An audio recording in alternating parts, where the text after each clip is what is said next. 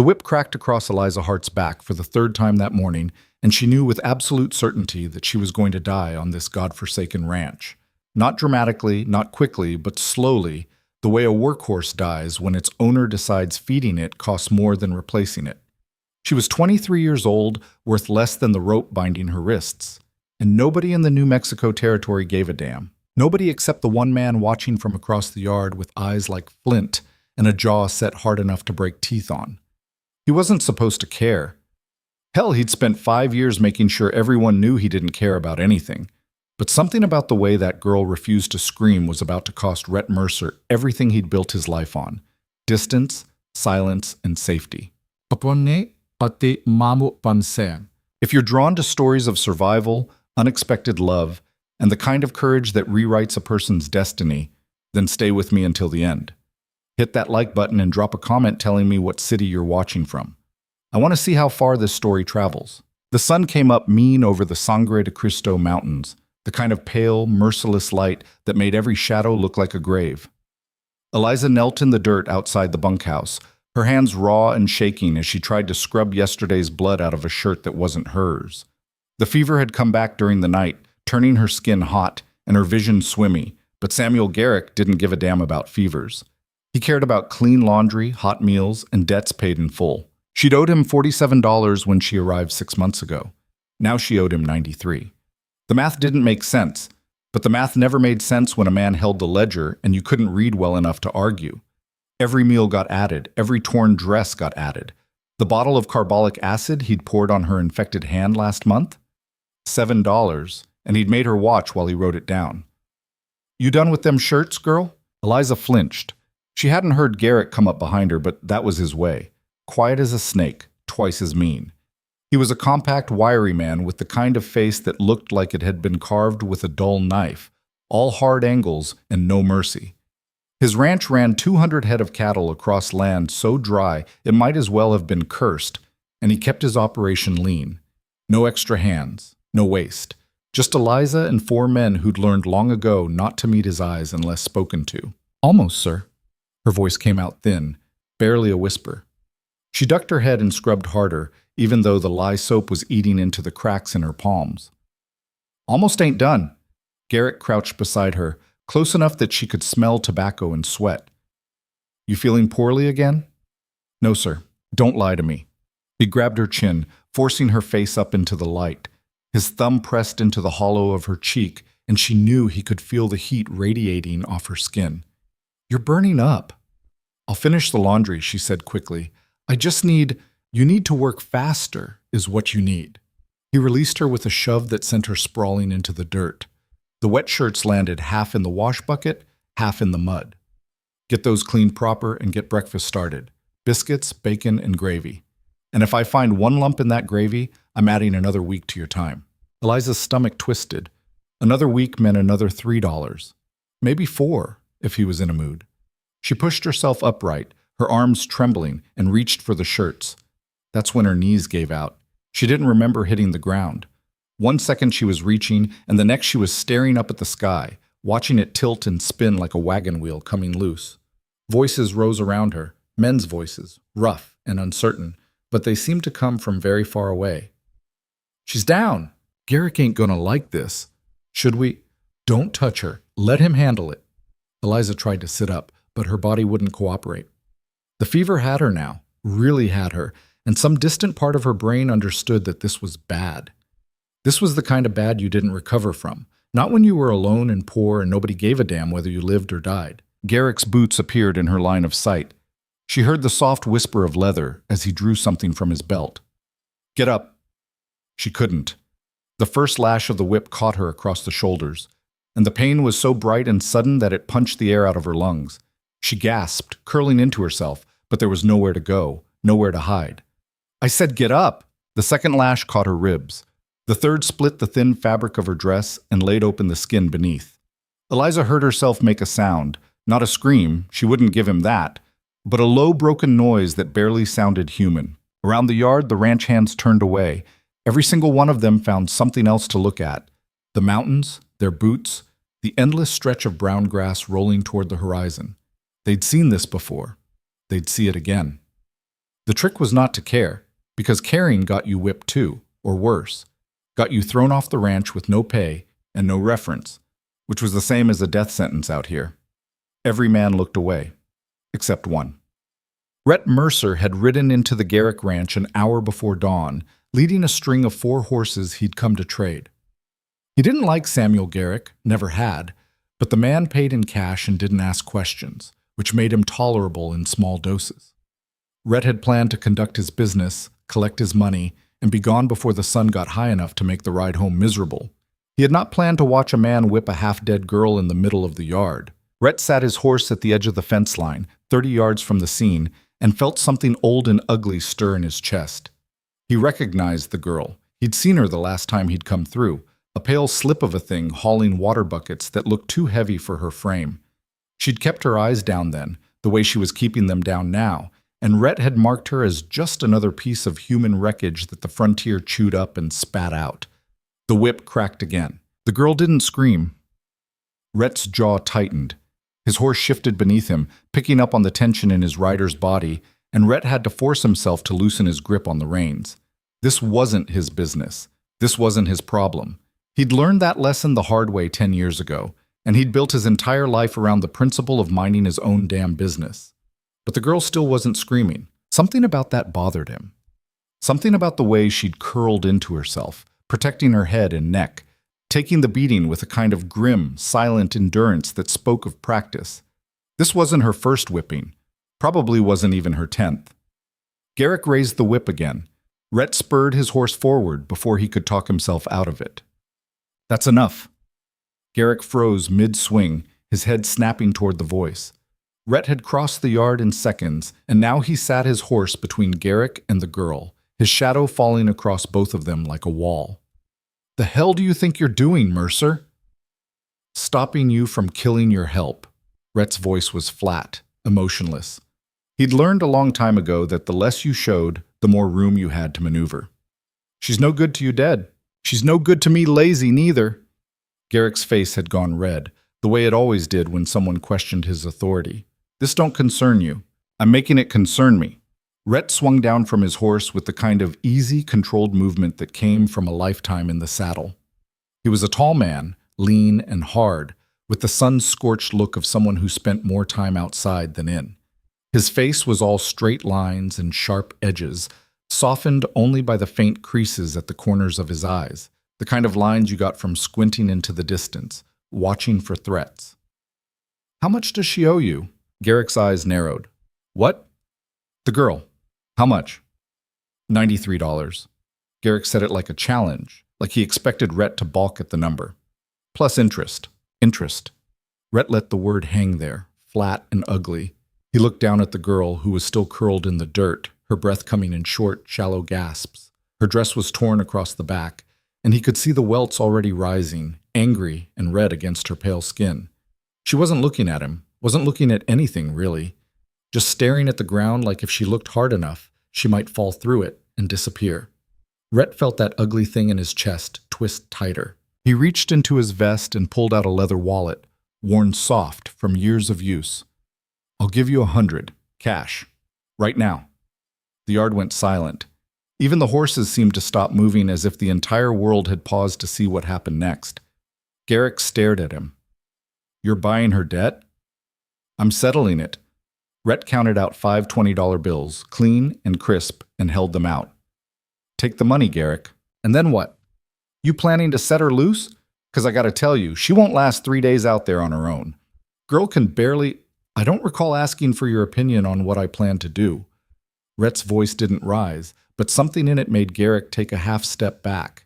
"You want the money or not?"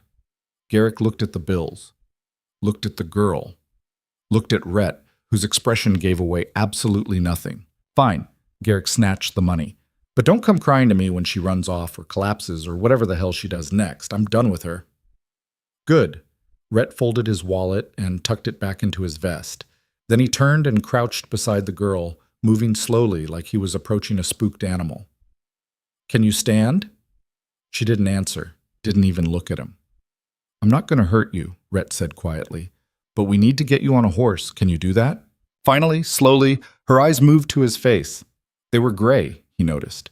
The kind of gray that looked like winter sky or river stones, or something that had been worn smooth by too much pain. She studied him for a long moment, and he could see her trying to figure out if this was a trick, trying to decide if he was just another version of Garrick, only smarter about it. Why? She whispered. Rhett didn't have a good answer for that. He wasn't sure he understood it himself. So he just said, because nobody should get whipped for being sick.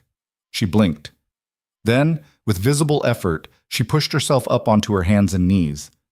Rhett moved to help her, but she flinched away from his touch, so he stepped back and just waited, letting her do it herself. It took her 3 tries to get to her feet.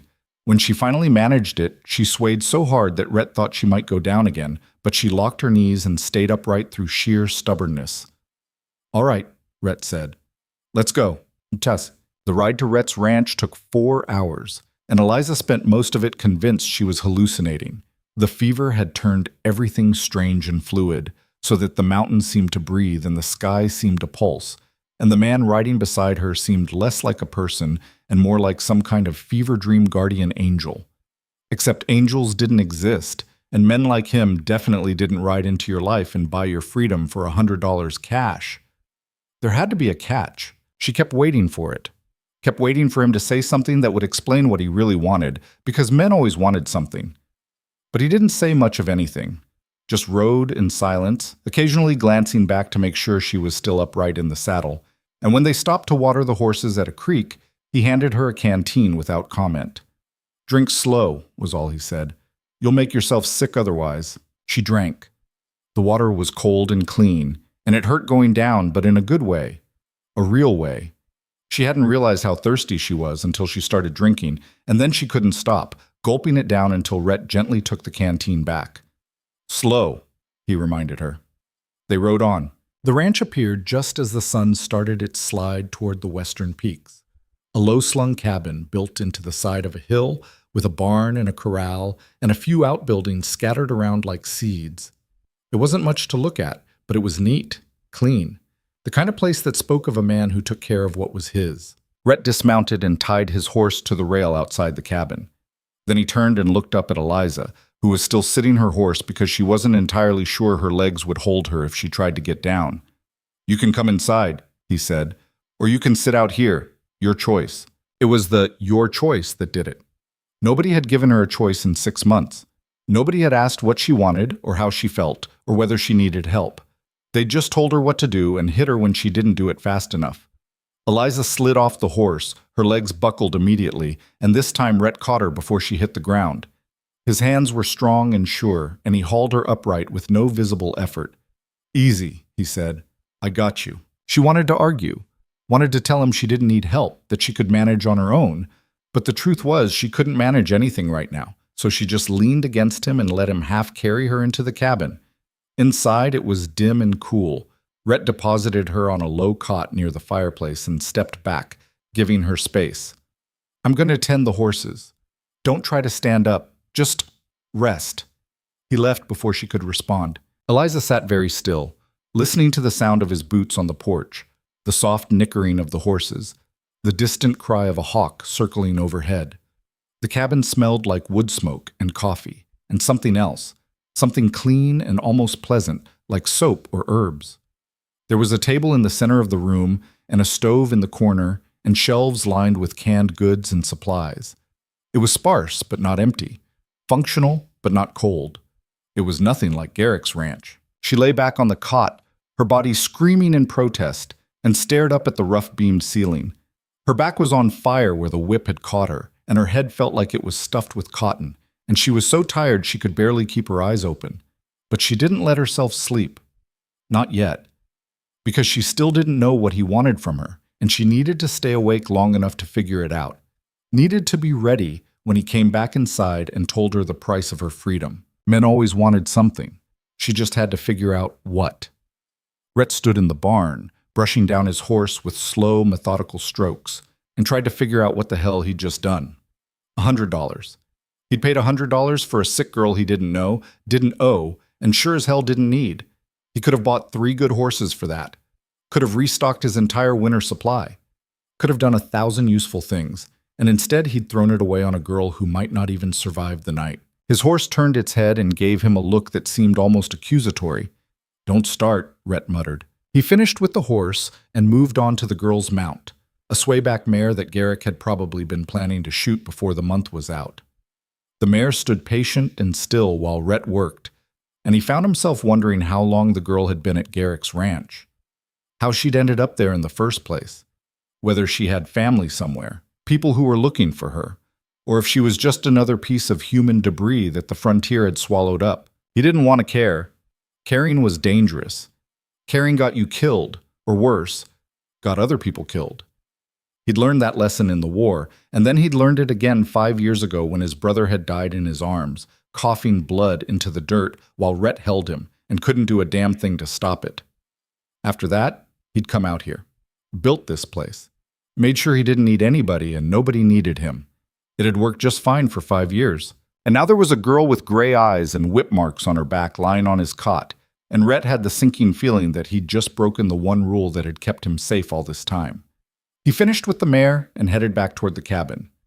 The sun was almost down now, painting the mountains in shades of orange and red, and the air had that thin, cool quality that came with high altitude and approaching night. Rhett paused on the porch, his hand on the door, and took a breath. Then he went inside. The girl was asleep, or unconscious. He couldn't tell which. She lay curled on her side, her breathing shallow and uneven, and even in the dim light he could see the flush of fever on her cheeks. Rhett crossed to the stove and got a fire going, then filled a pot with water and set it to boil. He had willow bark tea somewhere. His brother's wife had made it for him once, years ago, said it helped with fevers and pain. He dug through the shelves until he found the tin, then measured out a careful portion and added it to the boiling water. While the tea steeped, he pulled a clean cloth from the linen chest and dampened it with cool water from the basin. Then he knelt beside the cot and gently pressed the cloth to the girl's forehead. She stirred but didn't wake. Up close, he could see how young she was. Early 20s, maybe, though it was hard to tell. Hunger and hard living had a way of aging a person. Her hair was brown, streaked with dust and sweat, and her hands were raw and calloused. Working hands, the kind of hands that had seen too much too soon. Rhett felt that ugly thing in his chest again, the one that made him want to ride back to Garrick's ranch and beat the man bloody. He pushed the thought away and focused on the task at hand. The tea was ready. He poured a cup, let it cool, then carefully lifted the girl's head and held the cup to her lips. "Come on," he said quietly. "Just a sip. It'll help." Her eyes fluttered open, unfocused and glassy. She stared at him for a moment like she was trying to remember who he was, and then she drank. Just a small sip, then another. The tea was bitter, and she made a face, but she kept drinking until the cup was half empty. "That's good," Rhett said. "That's real good." He eased her head back down and pulled a blanket over her. She was asleep again before he'd even stood up. Rhett sat at the table and stared at the girl on his cot and wondered what the hell he was supposed to do now. The fever broke 2 days later. Eliza woke slowly, surfacing from dreams that were dark and tangled, and found herself staring at an unfamiliar ceiling. For a moment, she couldn't remember where she was, and panic clawed at her chest. But then the memories came back in pieces. The whip, the man on the horse, the long, hazy ride through the mountains. She turned her head and saw him sitting at the table, eating something from a tin plate. He looked up when she moved, and their eyes met across the room. "You're awake," he said. It wasn't a question, so she didn't answer, just watched him, waiting. He set down his fork and stood, crossing to the cot with that same easy, controlled movement she remembered. Up close, in the daylight, she could see him more clearly, the hard line of his jaw, the faint scar above his left eyebrow, the way his eyes were a shade of brown so dark they looked almost black. "How do you feel?" he asked. "Alive?" Her voice came out rough, like she'd been screaming, though she didn't remember screaming. "I think that's a start." He picked up a cup from the floor beside the cot and held it out. "Drink this, slow." It was water, cool and clean.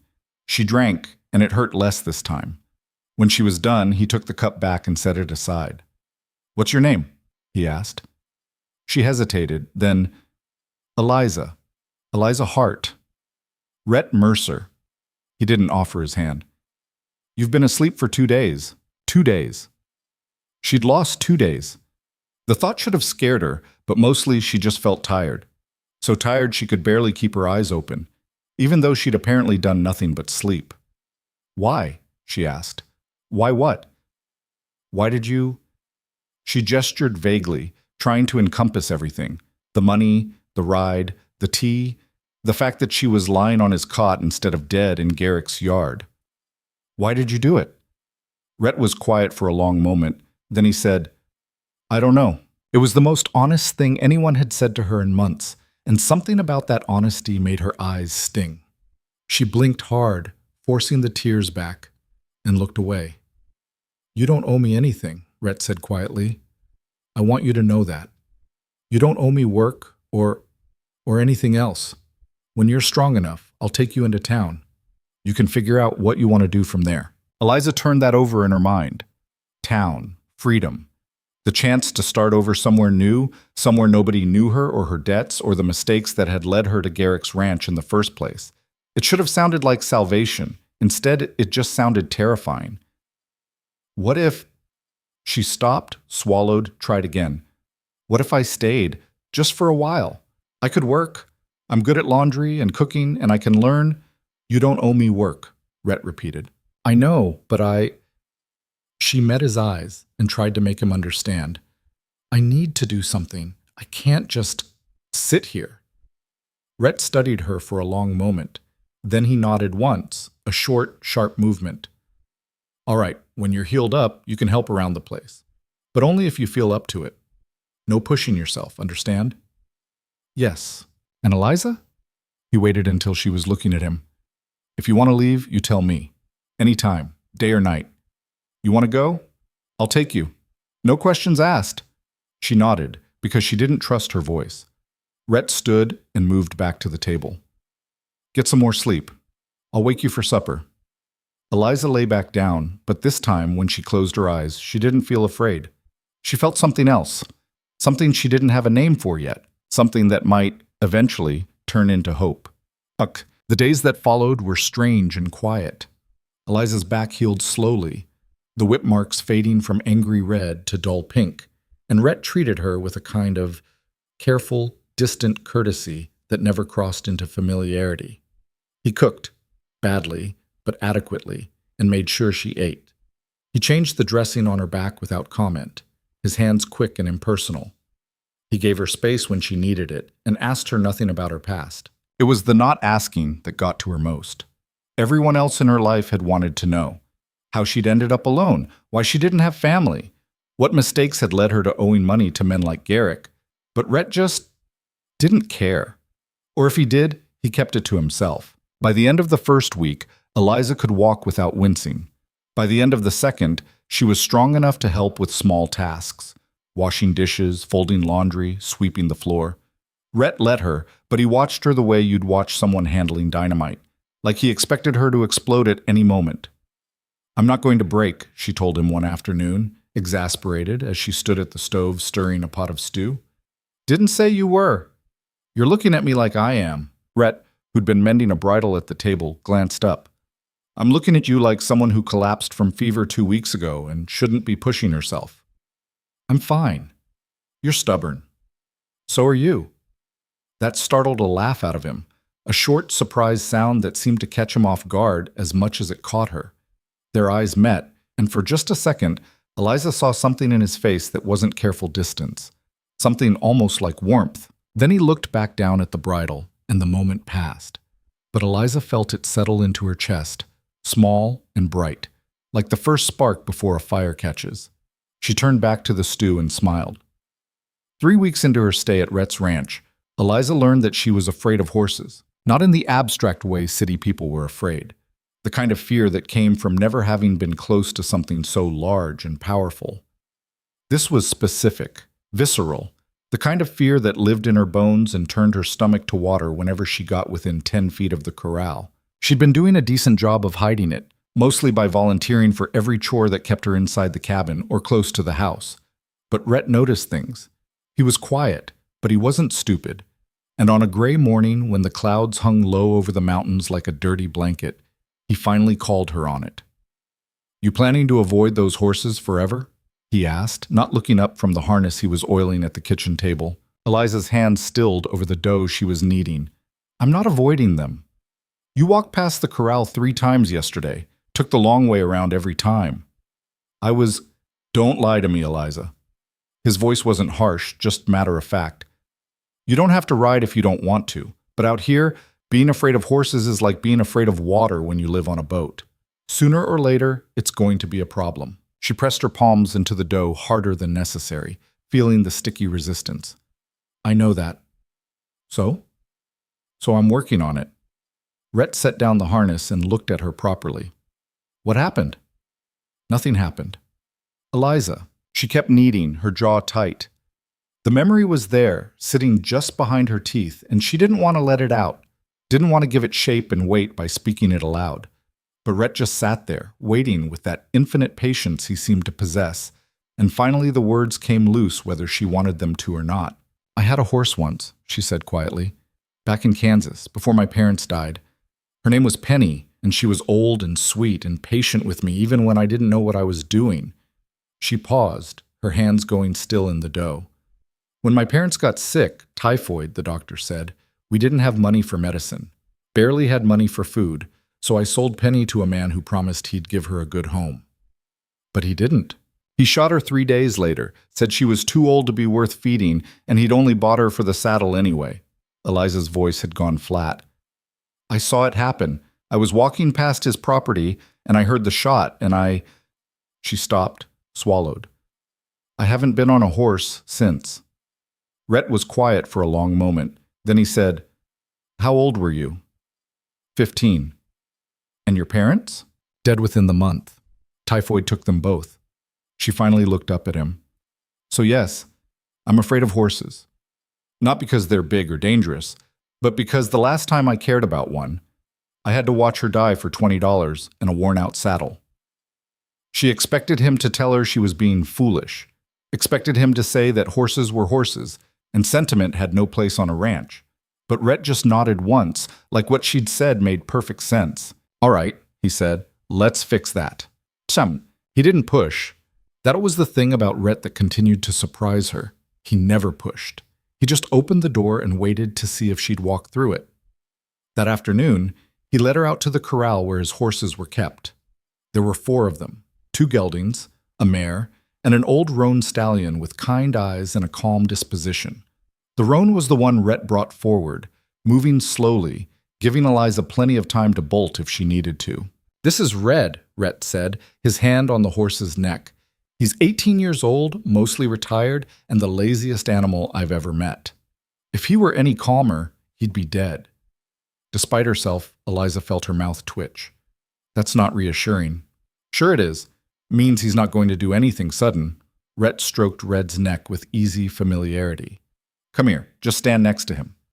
Eliza's feet didn't want to move, but she forced them forward one step at a time until she was close enough to feel the heat radiating off Red's body. The horse turned his head and looked at her with one large liquid eye, and she felt her breath catch. He's not going to hurt you, Rhett said quietly. I promise. You can't promise that. Yeah, I can. Red here hasn't done a violent thing in his life. He's too old and too tired, and honestly, he likes people more than he likes other horses. Rhett took Eliza's hand, the first time he'd voluntarily touched her since that day in Garrick's yard, and guided it to Red's neck. Feel that. He's warm, and he's solid, and he's real. Not a memory. Not something that's going to hurt you. Eliza's hand trembled against Red's coat.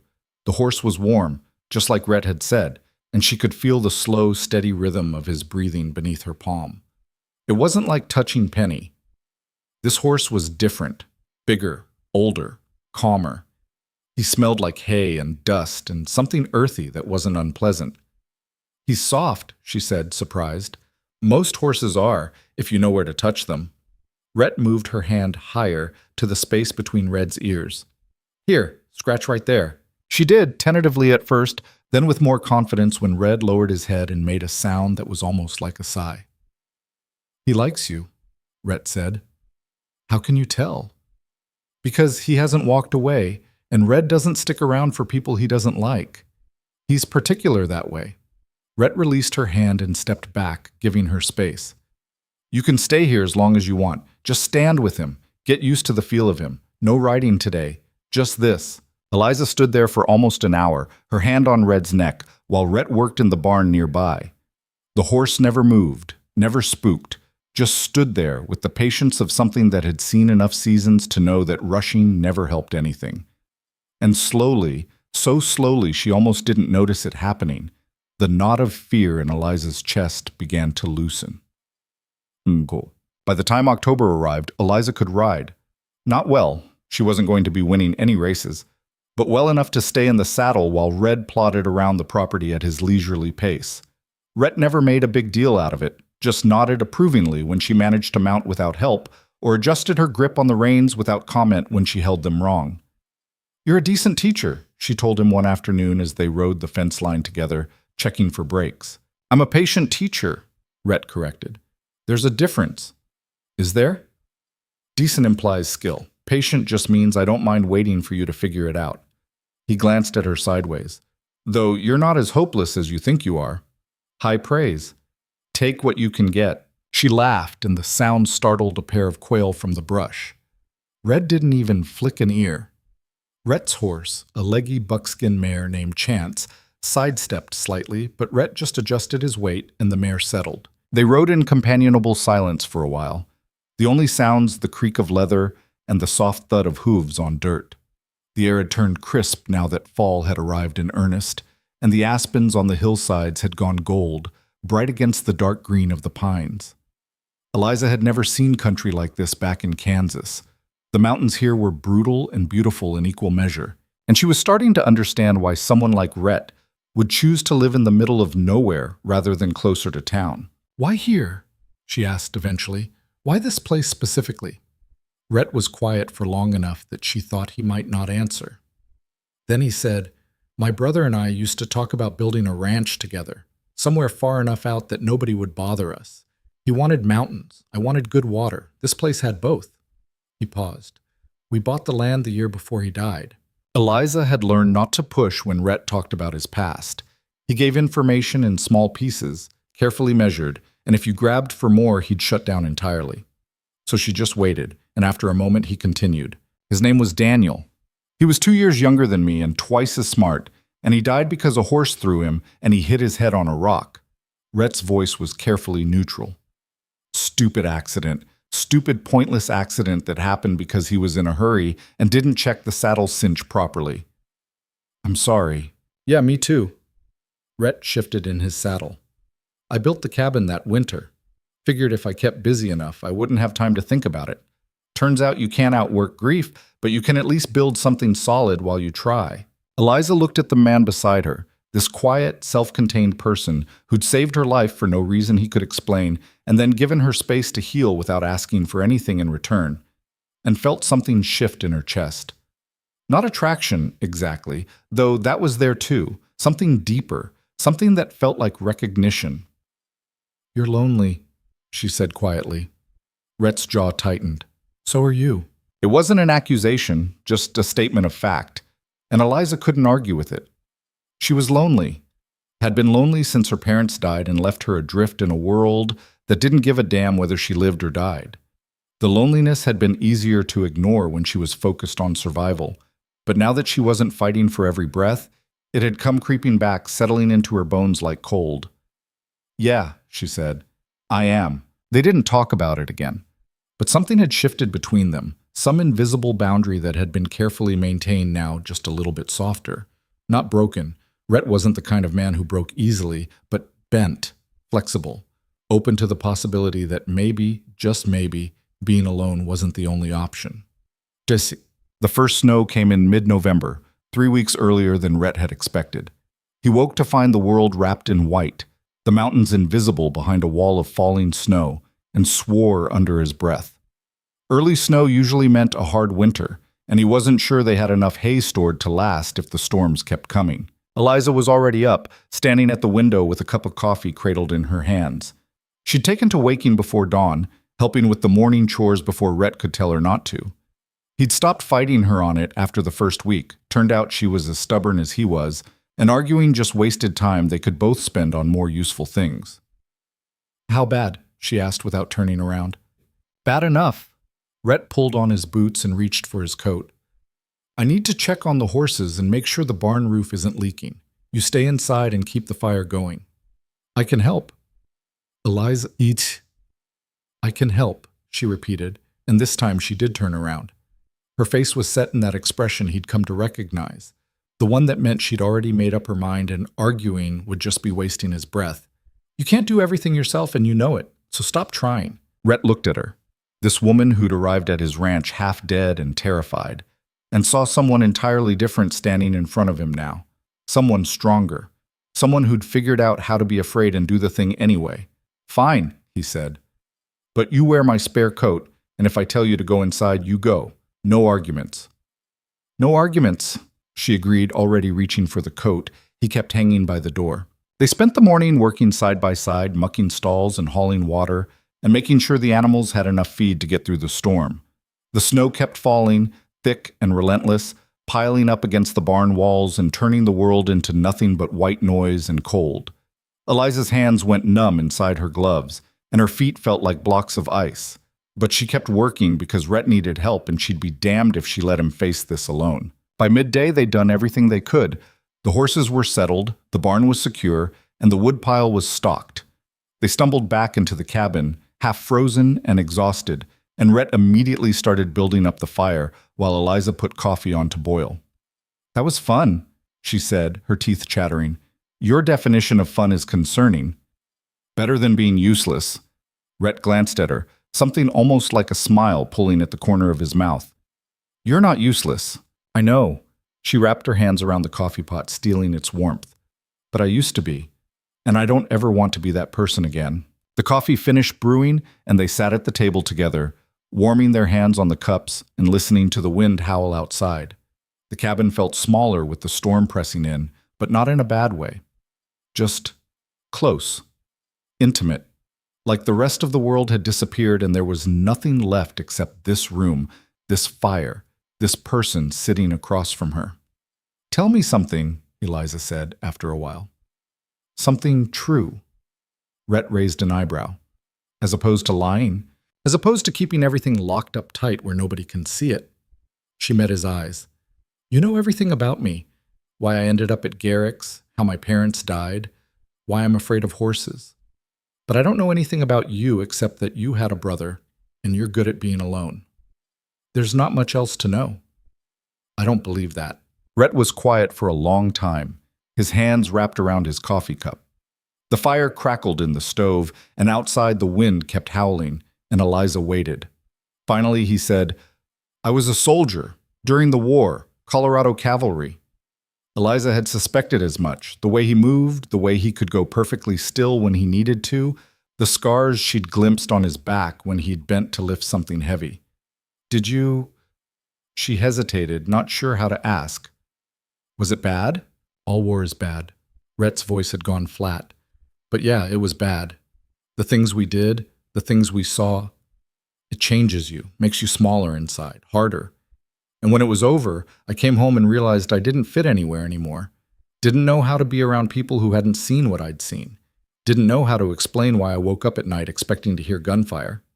Is that why you came out here?" "Partly. Mostly, I just wanted to be somewhere quiet, somewhere I could hear myself think." He looked up at her. "Turns out quiet doesn't fix anything. It just gives you room to hear all the things you were trying to outrun." Eliza understood that more than she wanted to. She'd spent 6 months at Garrick's ranch drowning in noise, men shouting, cattle bawling, the constant crack of whips and thud of boots, and she'd thought if she could just find somewhere quiet, she'd be able to piece herself back together. But quiet didn't work that way. It didn't fix you.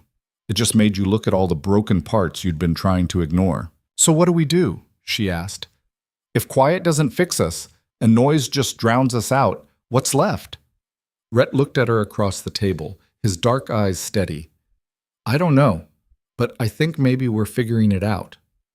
The snow stopped 3 days later, leaving the world buried under 2 feet of white. Rhett spent the next week digging out, hauling supplies, and making sure the animals had clear paths to food and water.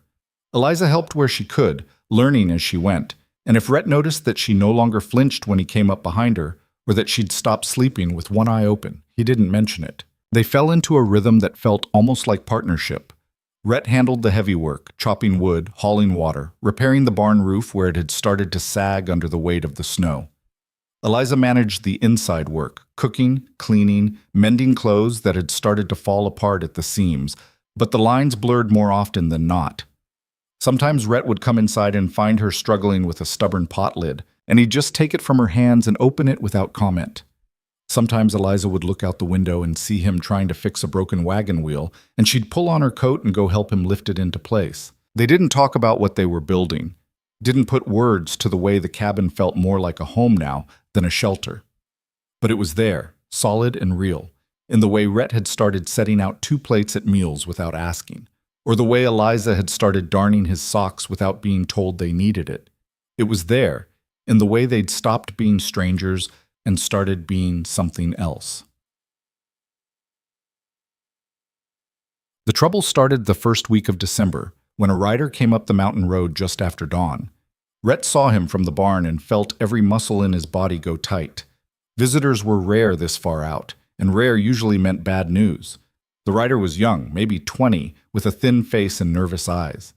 He pulled his horse up outside the cabin and called out, "You Rhett Mercer?" "I am." Rhett walked toward him slowly, his hands loose at his sides. Not threatening, but not friendly either. "Who's asking?" "Name's Tom Whitfield. I'm from the Parker place, about 8 miles east." The kid's voice was shaking. "We need help. Need it bad." Eliza appeared in the doorway, wiping her hands on her apron. She looked at the rider, then at Rhett, and Rhett could see the question in her eyes. "Trouble?" "What kind of help?" Rhett asked. "It's Mrs. Parker. Tom swallowed hard. "She's having the baby, and something's wrong. Real wrong. The midwife can't come because the snow's got the road blocked, and there's no doctor for 50 miles, and Mr. Parker sent me to find anyone who might know something about birthing." Rhett felt his stomach drop. "I don't know anything about that. Please." Tom's voice cracked. "She's been laboring for 2 days, and the baby won't come, and there's so much blood, and—" He stopped, his face going pale. "Mr. Parker says if we don't find help soon, she's going to die."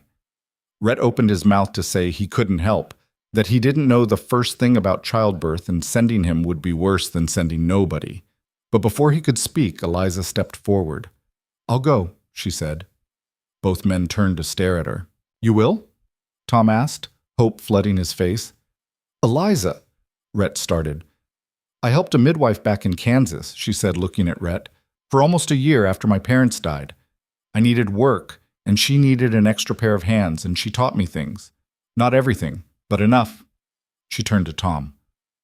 "I can't promise I can save her, but I can try." Tom was already nodding, relief making him almost frantic. "Anything, please, just come." Rhett grabbed Eliza's arm before she could move toward the horses. "You sure about this?" "No." Her face was pale but determined. "But I'm going anyway. Then I'm coming with you. Rhett, don't argue." His grip tightened. "If you're riding into this, I'm riding with you. That's not negotiable." For a moment, Eliza looked like she might fight him on it. Then she nodded once, sharp and quick. "Fine. But we need to move fast." They saddled the horses in record time, Rhett loading a pack with clean cloth and whatever else he thought might be useful. Eliza changed into her warmest clothes, her hands shaking as she buttoned her coat. She was terrified. Rhett could see it in the set of her shoulders, the tight line of her mouth. But she was doing it anyway. The ride to the Parker place took 2 hours, the horses struggling through snowdrifts that sometimes came up to their chests. Tom led the way, pushing hard, and Rhett and Eliza followed. Nobody spoke. There was nothing to say. When they finally reached the Parker ranch, Rhett understood why Tom had been so desperate. It was a small place, barely more than a homestead, with a cabin that looked like it might blow over in a strong wind. A man stood in the doorway, Mr. Parker, presumably, and his face was the color of old ash. "You brought help?" he asked Tom. "Yes, sir. This is Miss Hart. She knows about birthing." Parker looked at Eliza, and Rhett saw the hope and desperation war in his expression. "You can save her?" "I'm going to try," Eliza said, and dismounted before anyone could say anything else. Inside the cabin, the air was thick with the smell of blood and fear.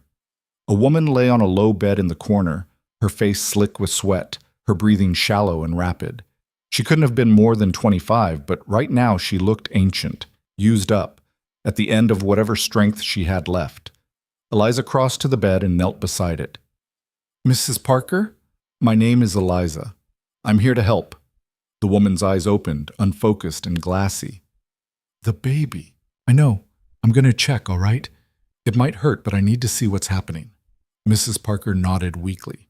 Eliza's hands were shaking as she pulled back the blood-soaked sheet, but her voice stayed steady, calm. She'd seen this before, not often, but enough to know what she was looking at. The baby was breech or tangled or both. Either way, it wasn't coming out on its own, and Mrs. Parker was bleeding too much, too fast. "Rhett," Eliza said quietly, "I need clean water, as much as you can boil, and those cloths we brought." Rhett was already moving. He didn't ask questions, didn't waste time, just did what she asked. Eliza turned to Mr. Parker, who was hovering nearby, his face a mask of terror. "I need you to hold your wife's hand. Talk to her. Keep her awake and focused on you, not on the pain. Can you do that?" Yes, I can do that." "Good." Eliza looked at Tom. "I need you outside. Keep the fire going in the yard and make sure we don't run out of water. If you hear me yell, you come running. Otherwise, you stay out there, understand?" Tom nodded and fled, grateful to have a task that took him away from the blood. Eliza took a breath, said a silent prayer to nobody in particular, and got to work. The next 3 hours were the longest of Eliza's life. She worked with hands that wanted to shake but couldn't afford to, talking Mrs. Parker through every contraction, every push, every moment of searing pain. The baby was breech, just as she'd suspected, and she had to reach inside, careful, so careful, and try to turn it. Mrs. Parker screamed. Eliza kept working. "You're doing good," she said, her voice steady even though her heart was hammering. "I know it hurts, but you're doing so good. Just a little more. Just stay with me." Behind her, Rhett appeared with boiled water and clean cloths. He didn't speak, just set them down where she could reach them and stayed close, ready to help if she needed it. "Rhett," Eliza said quietly, "hold her shoulders. Don't let her thrash." He moved immediately, his hands firm but gentle on Mrs. Parker's shoulders. The woman was barely conscious now, her strength almost gone, and Eliza knew they were running out of time. "One more push," Eliza said. "One more, and I think—" The baby moved. Eliza felt it shift under her hands, felt the angle change, and suddenly, finally, it was coming. "Now," she said. "Push now." Mrs. Parker pushed, and Rhett held her steady, and Eliza guided the baby out with hands that were slick with blood and shaking with exhaustion. The baby came all at once, a small blue-tinged thing that didn't make a sound, and for one terrible moment, Eliza thought they'd lost. Then she cleared the baby's mouth and nose, rubbed its chest hard, and the baby gasped. A thin, reedy cry filled the cabin, and Eliza felt something inside her chest crack wide open. "It's a girl," she said, her voice breaking. "You have a daughter." Mrs. Parker was sobbing, reaching for the baby, and Mr. Parker was crying too, and Rhett just stood there with his hands still on Mrs. Parker's shoulders, looking at Eliza like he'd never seen her before. Eliza wrapped the baby in a clean cloth and placed her in her mother's arms. Then she turned away, her hands shaking so hard she could barely move, and let Rhett catch her before her knees gave out. "You did it," he said quietly. "You saved them both."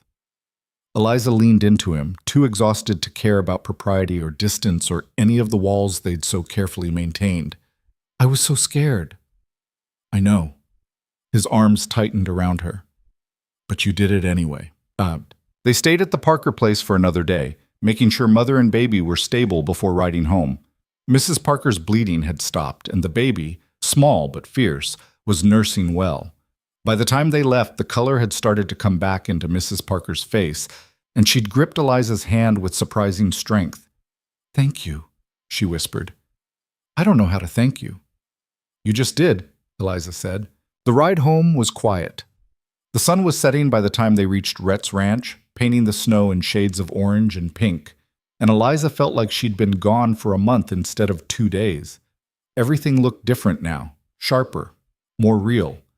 Rhett helped her dismount and then just stood there, his hands on her waist, looking at her. "What?" she asked. "You're extraordinary," he said quietly. "You know that?" Eliza felt heat rise in her cheeks. "I'm not." "You are." His hands tightened. "You walked into that cabin terrified, and you saved 2 lives. That's not ordinary, Eliza. That's not even close to ordinary." She didn't know what to say to that. Didn't know how to explain that she'd spent so long feeling worthless that having someone look at her the way Rhett was looking at her now felt almost painful. So she just stood there, her hands on his chest, and let herself feel it. "I couldn't have done it without you," she said finally. "Yes, you could have," Rhett's voice was certain. "But I'm glad I was there anyway." They stood like that for a long moment, close enough that Eliza could feel his breath on her face. She thought he might kiss her. Part of her wanted him to. But instead, he just released her gently and stepped back. "Come on," he said. "Let's get inside before we freeze." Eliza followed him into the cabin, and if she felt a pang of disappointment, she didn't let it show. They had time. Whatever this was between them, it wasn't going anywhere. At least that's what she told herself. News of what happened at the Parker place spread faster than Eliza expected. Within a week, people started showing up at Rhett's ranch, neighbors she didn't know, people from town she'd never met, bringing food and supplies and awkward, heartfelt thanks. Mrs. Parker's sister came by with a basket of eggs and a loaf of fresh bread. Tom Whitfield brought a side of venison. Even Mr. Parker made the trip, looking less like a ghost and more like a man who'd been given his life back. "My wife wants to name the baby after you," he told Eliza, standing awkwardly in the cabin doorway. "If that's all right." Eliza felt her throat tighten. "You don't have to." "We want to." Parker's voice was firm. "She says you gave our daughter life. Least we can do is give her your name." After he left, Eliza sat at the table and cried. Not sad tears, something else. Something she didn't have words for. Rhett didn't try to comfort her, didn't tell her to stop. He just sat beside her and waited until she was done. "I didn't think it would feel like this," she said eventually, wiping her eyes. "Like what?" "Like I matter. Like what I do makes a difference." She looked at him. "I spent so long being nothing that I forgot what it felt like to be something." Rhett reached across the table and took her hand. It was a simple gesture, nothing dramatic, but it felt like the most honest thing either of them had done in a long time. "You were always something," he said quietly. "You just needed someone to see it." Eliza looked down at their joined hands and felt that thing in her chest grow bigger, warmer.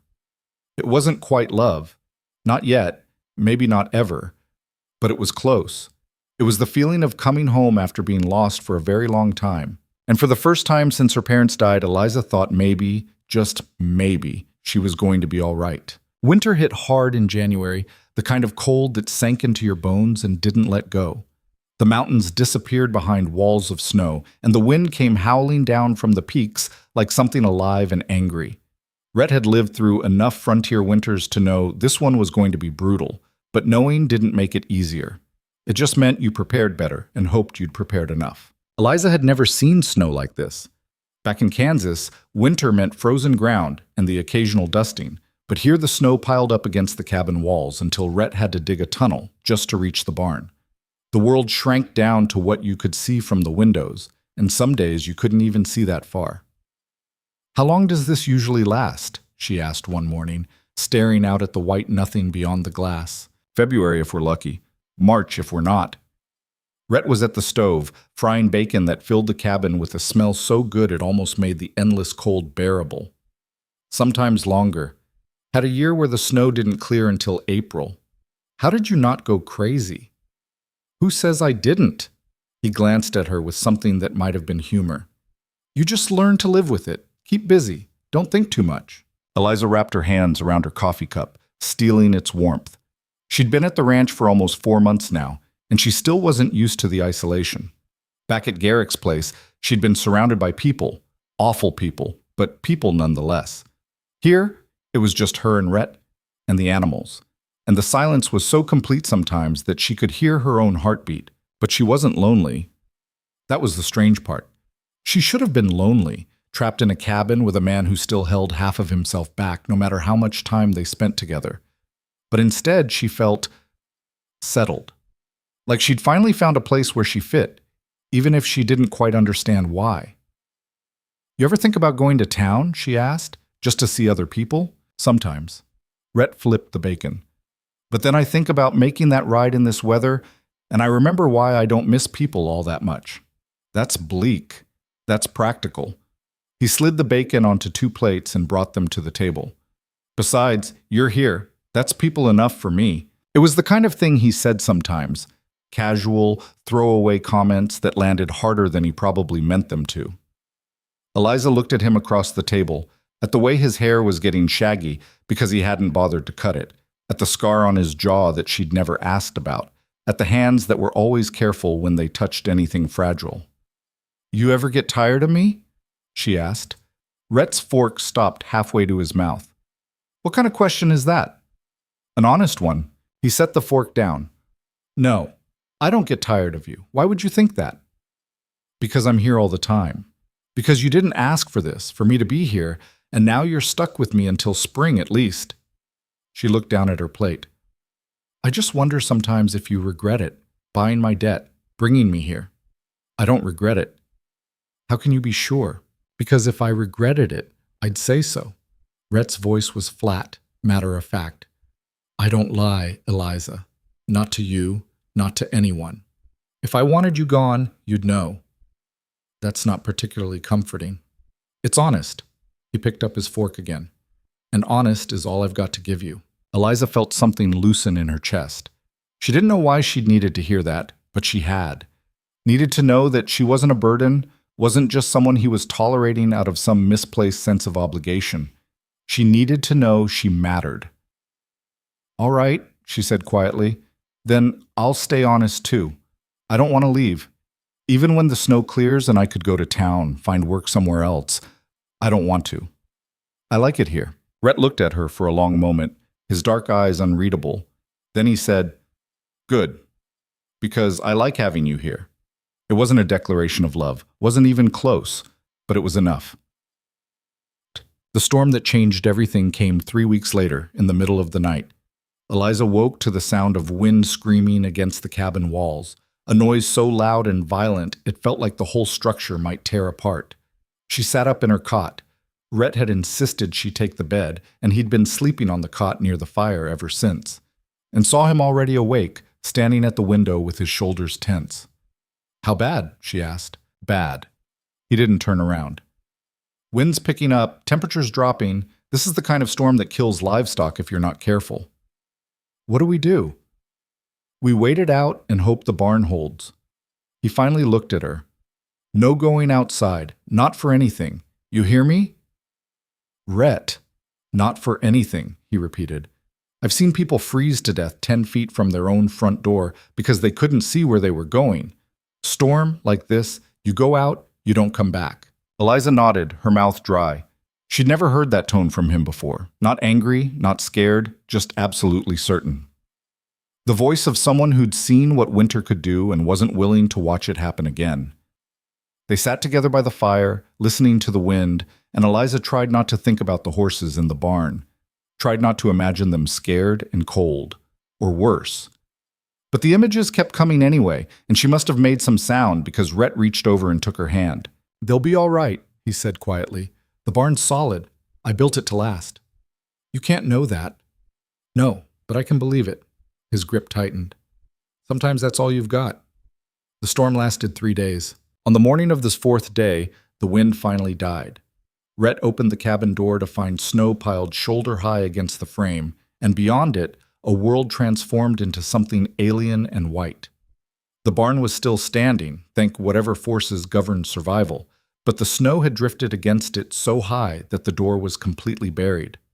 "I need to dig them out," Rhett said, already reaching for the shovel. "Make sure they have water and feed." "I'll help." "Eliza." "Don't." She was already pulling on her coat. "We're not having this argument again. You need help. I'm helping. That's the end of it." Rhett looked like he wanted to argue, but he just handed her a second shovel and stepped outside. They dug for 2 hours, working in shifts, their breath coming in white clouds, and their hands going numb inside their gloves. The snow was heavy and wet, the kind that wanted to slide back into the hole as fast as you could dig it out, But they kept at it until finally, they broke through to the barn door. The horses were fine, stressed and hungry, but fine. Rhett checked each one, running his hands over their legs and flanks, while Eliza hauled water and broke up the ice that had formed in the troughs. When they were done, when the animals were fed and watered and as comfortable as they could be, Rhett leaned against the barn wall and let out a breath that seemed to come from somewhere deep. "That was too close," he said. "But we made it. This time." He looked at her. "Next storm might be worse. Might come when we're not ready, or when we're already worn down, or when—" He stopped, shook his head. "This is a hard place, Eliza. It doesn't care how prepared you are or how hard you work. Sometimes it just takes what it wants." Eliza had heard that tone before. The one that said he was thinking about his brother, about all the ways life could turn on you in an instant. She crossed to him and put her hand on his arm. "But we're still here," she said. "Both of us. And that counts for something." Rhett's jaw worked like he was chewing on something he didn't want to say. Then quietly, "I don't know what I'd do if something happened to you." The words hung in the cold air between them, raw and honest, and so unexpected that Eliza forgot how to breathe. "Rhett, I know I got no right to say that. I know you're not mine, that you're just here because I made a stupid decision to pay off your debt, and you could leave anytime you wanted. I'm not leaving. You don't know that. Come spring, you might change your mind, might decide you want something better than a broken-down rancher in the middle of nowhere. Rhett," she grabbed his face with both hands, forcing him to look at her. "I'm not leaving." His eyes searched hers, looking for the lie, the hesitation, the thing that would prove he was right to keep his distance. But whatever he was looking for, he didn't find it. Instead, he saw what Eliza had been too scared to name until right now, that she loved this place, loved the silence and the snow and the way the mountains looked at dawn, loved the horses and the work and the feeling of being useful, loved him. She didn't say it. The words were too big, too complicated, and she didn't know if he was ready to hear them. But she thought maybe he saw it anyway, because something in his face cracked open just a little. "All right," he said hoarsely. "All right." He kissed her then, his hands coming up to frame her face, and it wasn't gentle or romantic or any of the things Eliza had imagined. It was desperate and a little bit clumsy, like he'd forgotten how to do this or had never really known in the first place. But it was real. It was him. And that was all she needed. When they finally broke apart, both breathing hard, Rhett pressed his forehead to hers and said, "I'm not good at this. I noticed. I mean it. I don't know how to...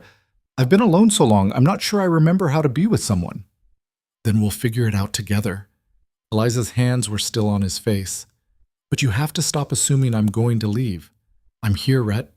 I'm here because I want to be." He kissed her again, softer this time. And when they finally went back inside, something between them had shifted permanently. The walls were still there. Rhett's walls didn't come down easy, but they had cracks in them now, places where light could get through. February brought no relief from the cold, but it brought something else. A writer from town with news that turned Eliza's world sideways. His name was Marshall Collins, and he rode up the mountain on a sunny afternoon when the snow had melted just enough to make the trails passable. Rhett saw him coming from a distance and felt his stomach drop.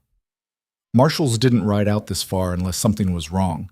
"Mr. Mercer," Collins said, tipping his hat as he dismounted. He was an older man, weathered and tired-looking, with the kind of face that had seen too much and stopped being surprised by any of it. "Sorry to trouble you." "No trouble? What brings you out here?" Collins glanced past him to where Eliza stood in the cabin doorway. "Actually, I'm here about Miss Hart." Eliza's face went pale. "What about me?" "Nothing bad, miss. Actually, it's good news. Or should be, anyway." Collins pulled a folded paper from his coat pocket. "I've been trying to track you down for the better part of 3 months. You're a hard woman to find." "I wasn't trying to be found." "I figured." Collins held out the paper. "This is from a law firm back in Philadelphia. Your aunt passed away last November. Left you her estate." The world seemed to tilt. Eliza grabbed the doorframe to steady herself. "My aunt? Margaret Hart. Says here she was your father's sister." Collins waited while Eliza took the paper with shaking hands. "I'm sorry for your loss, miss. But according to this, she left you everything. Her house, her savings, some investments.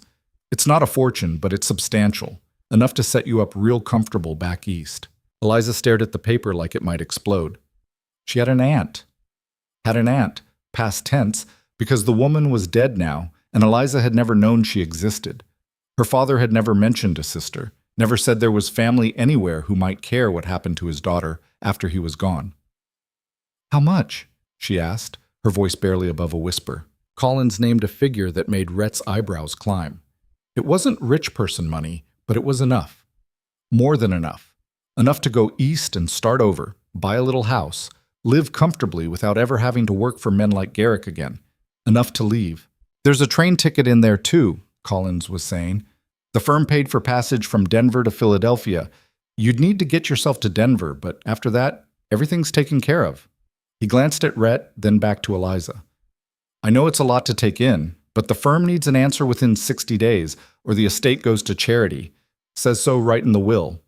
Eliza nodded mechanically. "Thank you for bringing this." "Just doing my job, miss." Collins tipped his hat again, remounted his horse, and rode back down the mountain, leaving Eliza and Rhett standing in the snow. For a long time, neither of them spoke. The paper seemed to pulse in Eliza's hand, heavy with possibility and obligation and the weight of choices she'd never expected to have to make. Finally, Rhett said, "You should go." Eliza's head snapped up. "What?" "You should go." His voice was carefully neutral. "This is your chance to have a real life, a safe life. You'd be crazy not to take it." "I have a life here." You have work here. That's not the same thing." He looked at the mountains, the endless white, the isolation that would kill most people if they weren't careful. "You could have a house, Eliza, with heat that doesn't depend on chopping wood, and food that doesn't come from a can, and neighbors who aren't 8 miles away. You could have friends, a community, all the things you can't have out here." "I don't want those things." "You don't know that." Rhett's jaw was tight. "You've been here 4 months. That's not long enough to know what you want." "Don't tell me what I know." Eliza's voice was rising. "I know I don't want to go back east. I know I don't want to live in some dead woman's house and pretend I'm someone I'm not.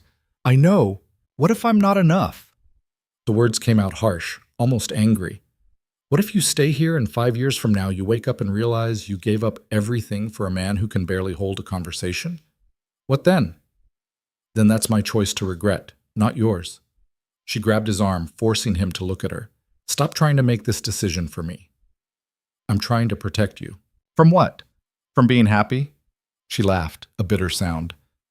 "I've spent my whole life being protected from happiness. My parents protected me by keeping me sheltered, and when they died, I was so helpless I nearly starved. Garrick protected me by giving me work, and it almost killed me. Now you're trying to protect me by pushing me away, and I'm done. I'm done letting other people decide what's good for me." Rhett pulled his arm free, his face like stone. "Then decide. But decide knowing what you're giving up." He walked away before she could respond, heading toward the barn with strides that ate up the snow. Eliza watched him go, the paper crumpling in her fist, and felt something inside her crack. But they didn't speak for the rest of the day. Rhett worked in the barn until well after dark, and when he finally came inside, Eliza was already in bed, facing the wall.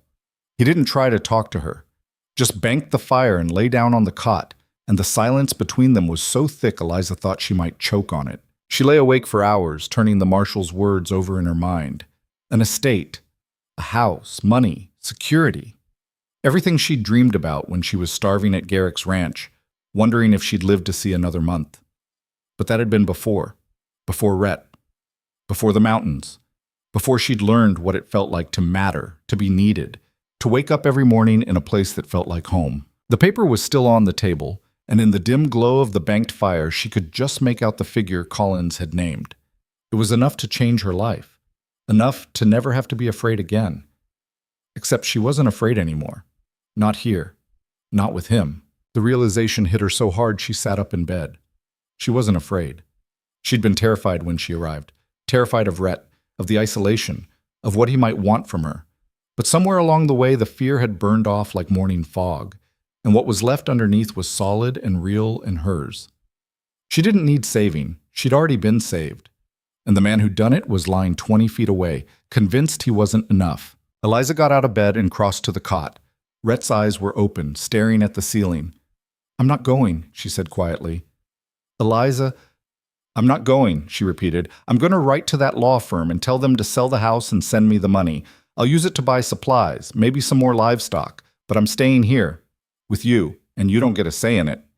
Rhett sat up slowly, his face unreadable in the dim light. Why? Because you're an idiot. She sat down on the edge of the cot. Because you think you're not enough, when the truth is you're the first person in my entire life who's ever made me feel like I'm worth something. Because I love you, you stubborn ass, and I'm not leaving. Rhett stared at her. You love me. Yes. That's a mistake. Probably. She reached for his hand. But it's my mistake to make. So stop trying to protect me from it and just let me stay. For a long moment, Rhett didn't move. Then he pulled her into his arms, holding her so tight she could barely breathe, and she felt something wet hit her shoulder. He was crying, not making any sound, but crying nonetheless. And Eliza held him while he fell apart in a way she suspected he hadn't let himself fall apart in years. I can't lose you, he said finally, his voice muffled against her hair. I can't lose anyone else. You're not going to lose me. I'm right here. Promise. I promise. She pulled back just enough to see his face. But you have to promise me something too. You have to stop pushing me away every time you get scared. We're in this together now, which means when things get hard, we face them together. Deal? Rhett's hand came up to cup her face, his thumb brushing away tears she hadn't realized she'd shed. Deal. He kissed her then, and it was different from that first desperate kiss in the barn. This one was slow and sure, the kiss of someone who'd finally stopped fighting what they wanted. Eliza melted into it, her hands fisting in his shirt, and when they finally broke apart, she was breathing hard. I love you too, Rhett said quietly, in case that wasn't clear. It wasn't, but I'm glad to hear it anyway. They lay down together on the too small cot, tangled up in each other with the fire crackling softly in the stove. Outside, the wind picked up again. But inside, Eliza felt warmer than she had in years. She'd made her choice. And for the first time in her life, it felt like the right one. Word of Eliza's decision spread through the sparse community faster than she expected. The Parkers heard first. Tom Whitfield couldn't keep a secret if his life depended on it. And within 2 weeks, half the territory knew that the woman who'd saved Sarah Parker's life had turned down an inheritance to stay with Rhett Mercer in the mountains. Some people thought she was crazy. Some thought it was romantic. Most just shrugged and figured it was her life to ruin however she saw fit. But the people who mattered, the Parkers, the Whitfields, the handful of other families scattered across the high country, they understood. Life out here wasn't about money or comfort or any of the things people back east thought were important. It was about finding something worth holding on to and not letting go, no matter what. Sarah Parker made the trip up to the ranch as soon as the weather cleared, bringing little Eliza, named after the woman who'd saved her life, wrapped in blankets. The baby was 3 months old now, healthy and pink-cheeked, and Sarah's eyes were bright with something that looked like hope. I had to see you, Sarah said, settling into a chair while Eliza fussed over the baby. Had to make sure you were all right after the news. I'm fine. Eliza smiled down at the baby, who was gripping her finger with surprising strength. Better than fine, actually. Tom said you turned down the inheritance. I did. That was a lot of money to walk away from. It was. Eliza looked up. But I've got everything I need right here. Sarah studied her for a long moment. Then she smiled, the kind of smile that said she understood things that couldn't be put into words. He's a good man, Rhett Mercer, quiet as a stone, but good. I know. And you love him. It wasn't a question, so Eliza didn't bother answering. She just nodded, and Sarah's smile widened. Then you made the right choice. Money runs out. Land can be taken. But what you've got with him, that's the kind of thing that lasts. She reached over and squeezed Eliza's hand. You saved my life. Let me return the favor by telling you something my mother told me. Don't ever let anyone convince you that loving someone is a mistake. Even if it is, it's yours, and that makes it worth keeping. Eliza felt tears prick her eyes. Thank you. No, thank you. Sarah stood, gathering the baby. Now I should get home before my husband starts to worry. But you come visit us soon, all right? Bring Rhett. It's time he stopped hiding up here and remembered he's got neighbors. After Sarah left, Eliza stood on the porch and watched her ride down the mountain and felt something settle deep in her chest. This was her community now. These people, this land, this life. It wasn't perfect. Nothing ever was. But it was hers. And that was enough. Rhett came up behind her, slipping his arms around her waist. You all right? Yeah. She leaned back against him. I really am. They stood like that for a while, watching the shadows lengthen across the snow, and Eliza thought about all the ways her life had changed. A year ago, she'd been starving and hopeless, convinced she was going to die alone in a place where nobody cared. Now she was here, held by a man who loved her, in a place that felt like home. It hadn't been easy, and it wouldn't be easy going forward. Winter out here never was, but she'd faced worse. They both had. And they'd keep facing it together for as long as they had. Spring's coming, Rhett said quietly. I know. You sure you want to stay? Last chance to change your mind. Eliza turned in his arms and kissed him. I'm sure. Stop asking. All right. He smiled and it transformed his whole face. Then I guess you're stuck with me. I guess I am. And as the sun set behind the mountains, painting the world in shades of gold and purple, Eliza realized she wouldn't have it any other way. Spring came late to the mountains that year, dragging its feet like something reluctant. The snow didn't start melting until mid-March, and even then it happened slowly, revealing a world that looked half drowned and exhausted. The creek swelled until it threatened to jump its banks, and the ground turned to mud so thick it could suck a boot clean off your foot if you weren't careful. Eliza had never been so happy to see mud in her life. She stood on the porch one morning, watching the sun break over the peaks, and felt something unclench in her chest. They'd made it. Through the fever and the whippings and the brutal winter and all the ways life had tried to break them both, they'd made it to the other side. Rhett came up behind her carrying 2 cups of coffee. He handed her one without a word and stood beside her, both of them staring out at the thawing world. You thinking about the money? He asked after a while. No. It was the truth. She'd written to the law firm in Philadelphia 2 weeks ago, instructing them to sell her aunt's estate and send the proceeds to the bank in Denver. The letter had felt final in a way that was almost ceremonial, like she was closing a door on a life she'd never lived and would never want. I'm thinking about the garden. Rhett raised an eyebrow. The garden? We should plant one. Vegetables, maybe some herbs. Sarah said the Parkers have a decent setup, and if they can manage it, so can we. She glanced at him. Unless you think it's a waste of time. I think it's practical. He took a sip of his coffee. But you'll have to teach me. I can barely keep the horses fed, let alone grow something intentionally. Then we'll learn together. It became their project over the next few weeks. Rhett cleared a patch of ground behind the cabin, turning the soil until it was soft and workable, while Eliza gathered seeds from Sarah and studied a battered farming almanac she'd found in town. They worked side by side in the warming air, their hands black with dirt, and if they weren't any good at it yet, well, they had time to figure it out. The community started to shift around them too. People who'd always kept to themselves began stopping by the ranch, sometimes to ask Eliza's advice on a sick child or a difficult birth, sometimes just to visit. It turned out that saving Sarah Parker's life had earned Eliza a reputation she hadn't asked for but couldn't quite shake. She was the woman who knew things, which was both flattering and terrifying, because the truth was she didn't know all that much. She'd just been desperate enough to try, but people didn't care about the truth. They cared that she'd succeeded, and now they looked at her like she might be able to save them too. You need to tell them you're not a doctor, Rhett said one evening after a young mother had ridden up asking Eliza to look at her son's infected cut. I did tell her that. And she said she didn't care. Said she trusted me more than she trusted the doctor in town anyway. Eliza was washing her hands in the basin, scrubbing away the carbolic smell. I cleaned the wound, showed her how to dress it properly, and sent her home. What else was I supposed to do?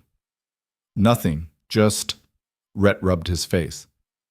I don't want you taking on more than you can handle.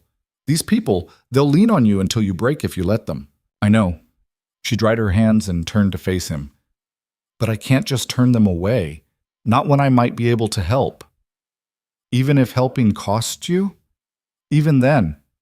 She crossed to him and took his hands. I was helpless once. I know what that feels like. If I can keep someone else from feeling that way, I'm going to try. Rhett looked at her with something that might have been pride or might have been resignation. Maybe both. You're stubborn. You've mentioned that before. Doesn't make it less true. He pulled her closer, his hand settling at her waist. Just promise me you won't run yourself into the ground trying to save everyone. Some people can't be saved. I know that too.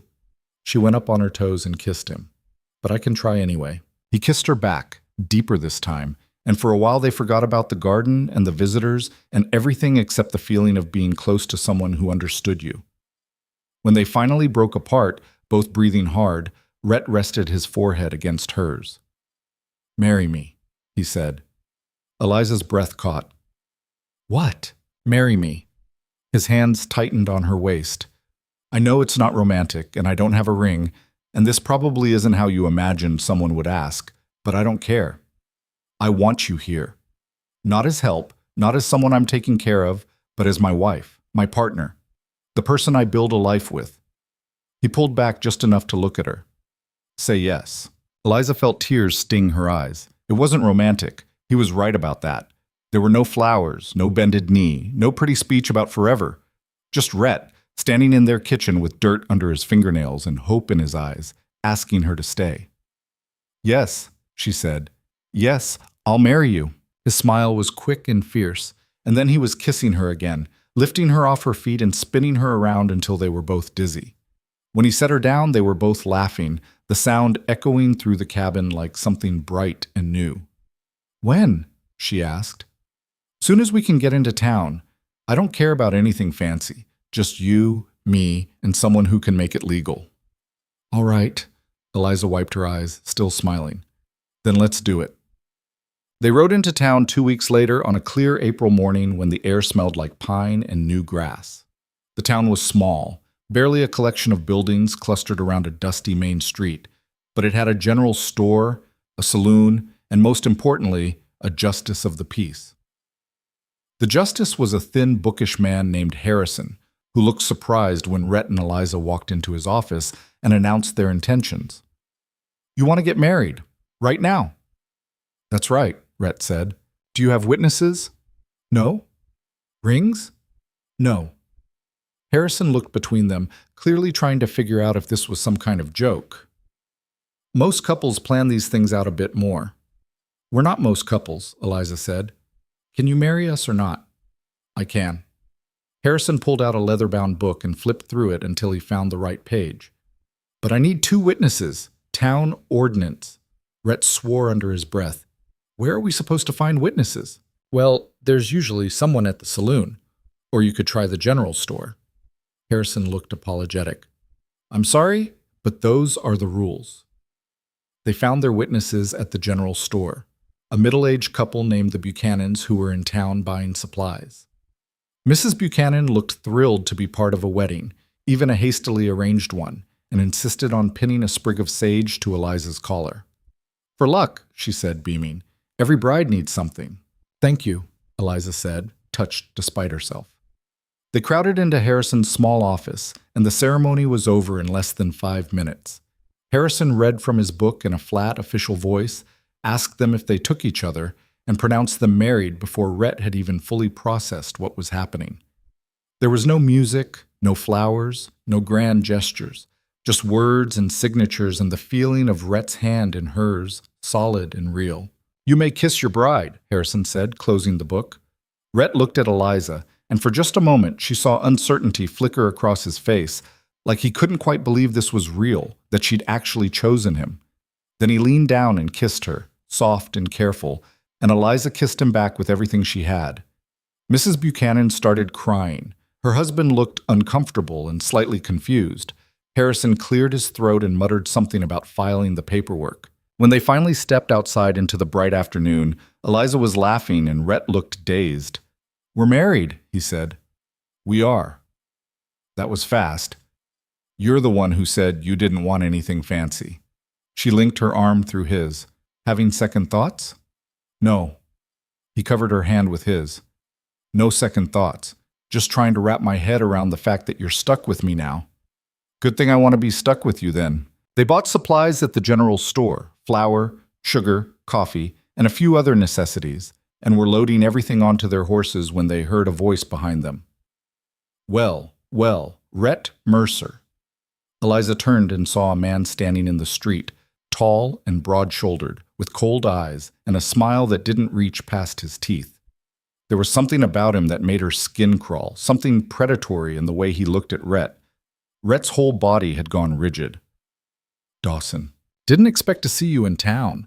Thought you were still hiding up in those mountains, licking your wounds. The man, Dawson, stepped closer. His eyes slid to Eliza. And who's this? None of your business, Rhett said flatly. Now that's not very friendly. Here I am trying to make conversation, and you're being downright rude. Dawson's smile widened. But then you always were prickly. Even back in the war, you couldn't just get along with people. The war's over.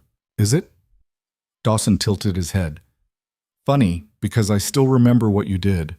What we all did. You think coming out here and playing at being a rancher makes you clean? Rhett's hand moved to the gun at his hip, and Eliza felt her heart lurch. Walk away, Dawson. Or what? You'll shoot me in the street? Dawson laughed. You don't have the stones for that anymore. You went soft. But don't worry, I'm not here to cause trouble. Just passing through. His eyes found Eliza again. You take care of him, miss. A man like Rhett, he needs someone to remind him he's still got a conscience. Dawson tipped his hat and walked away, disappearing into the saloon. Rhett stood frozen for a long moment, his jaw clenched so tight Eliza thought it might crack. Who was that? She asked quietly. Someone I knew during the war. Rhett's voice was hollow. Someone I wish I didn't. What did he mean about what you did?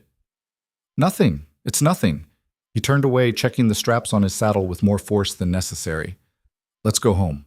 Eliza wanted to push, wanted to demand answers, but she could see the wall slamming back down in Rhett's face.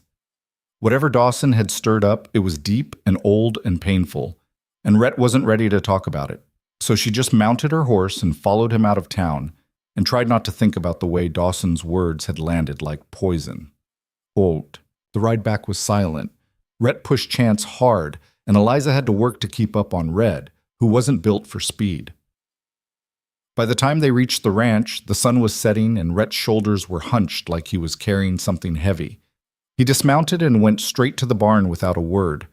Eliza took care of the horses and brought the supplies inside, and when Rhett still hadn't come back after an hour, she went looking for him. She found him sitting on the floor of the barn, his back against one of the stalls, staring at nothing.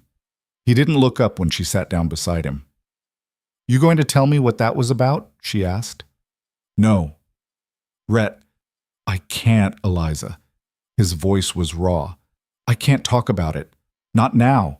Maybe not ever. She wanted to argue, wanted to tell him that they were married now, that they were supposed to share things, even the hard things. But she looked at his face and saw something there that made her swallow the words. He wasn't being stubborn. He was being broken. All right, she said quietly, but when you're ready, I'm here. Whenever that is. Even if it's never. Rhett finally looked at her, and his eyes were wet. I don't deserve you. That's for me to decide, not you. She took his hand. And I've decided you do. He pulled her into his arms, holding her so tight it almost hurt, and they sat like that in the dim barn until the light faded completely.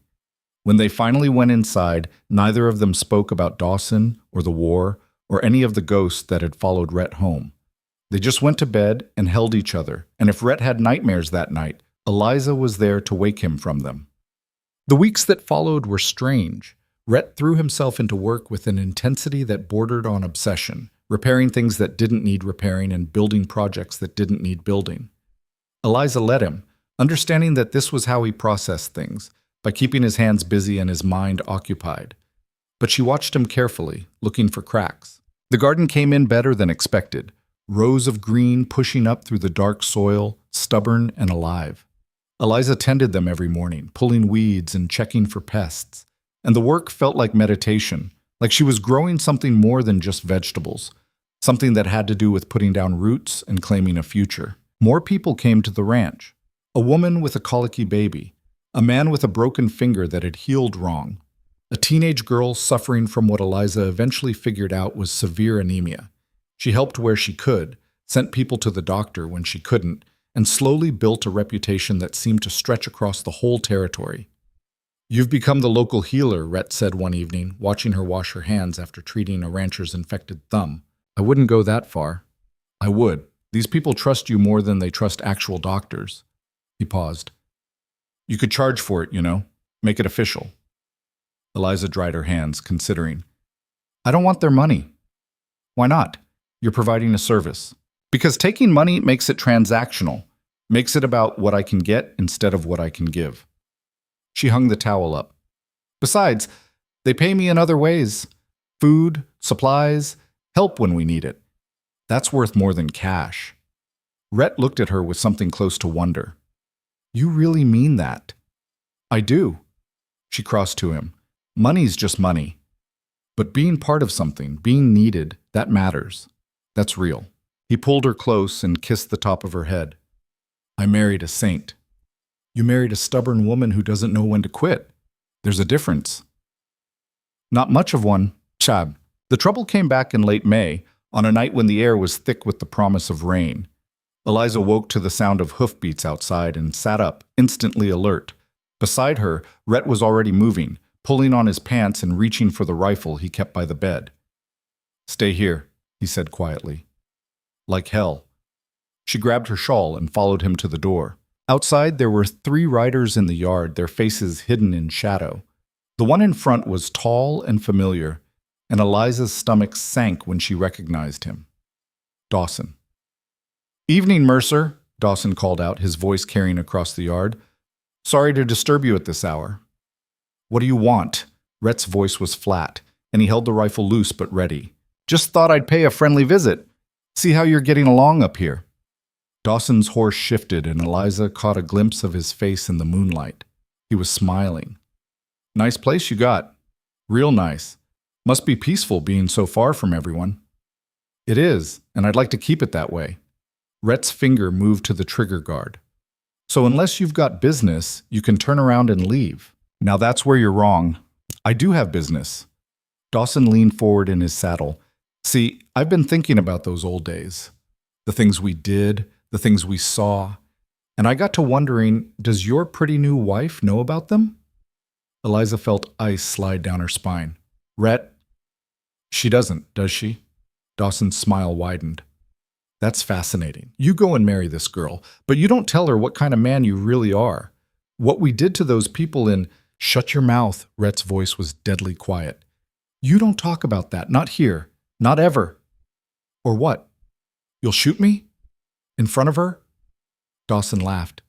"I don't think so, because if you do, she'll find out anyway. She'll find out what you are." Eliza stepped forward before she could stop herself. "I don't care what he did during the war.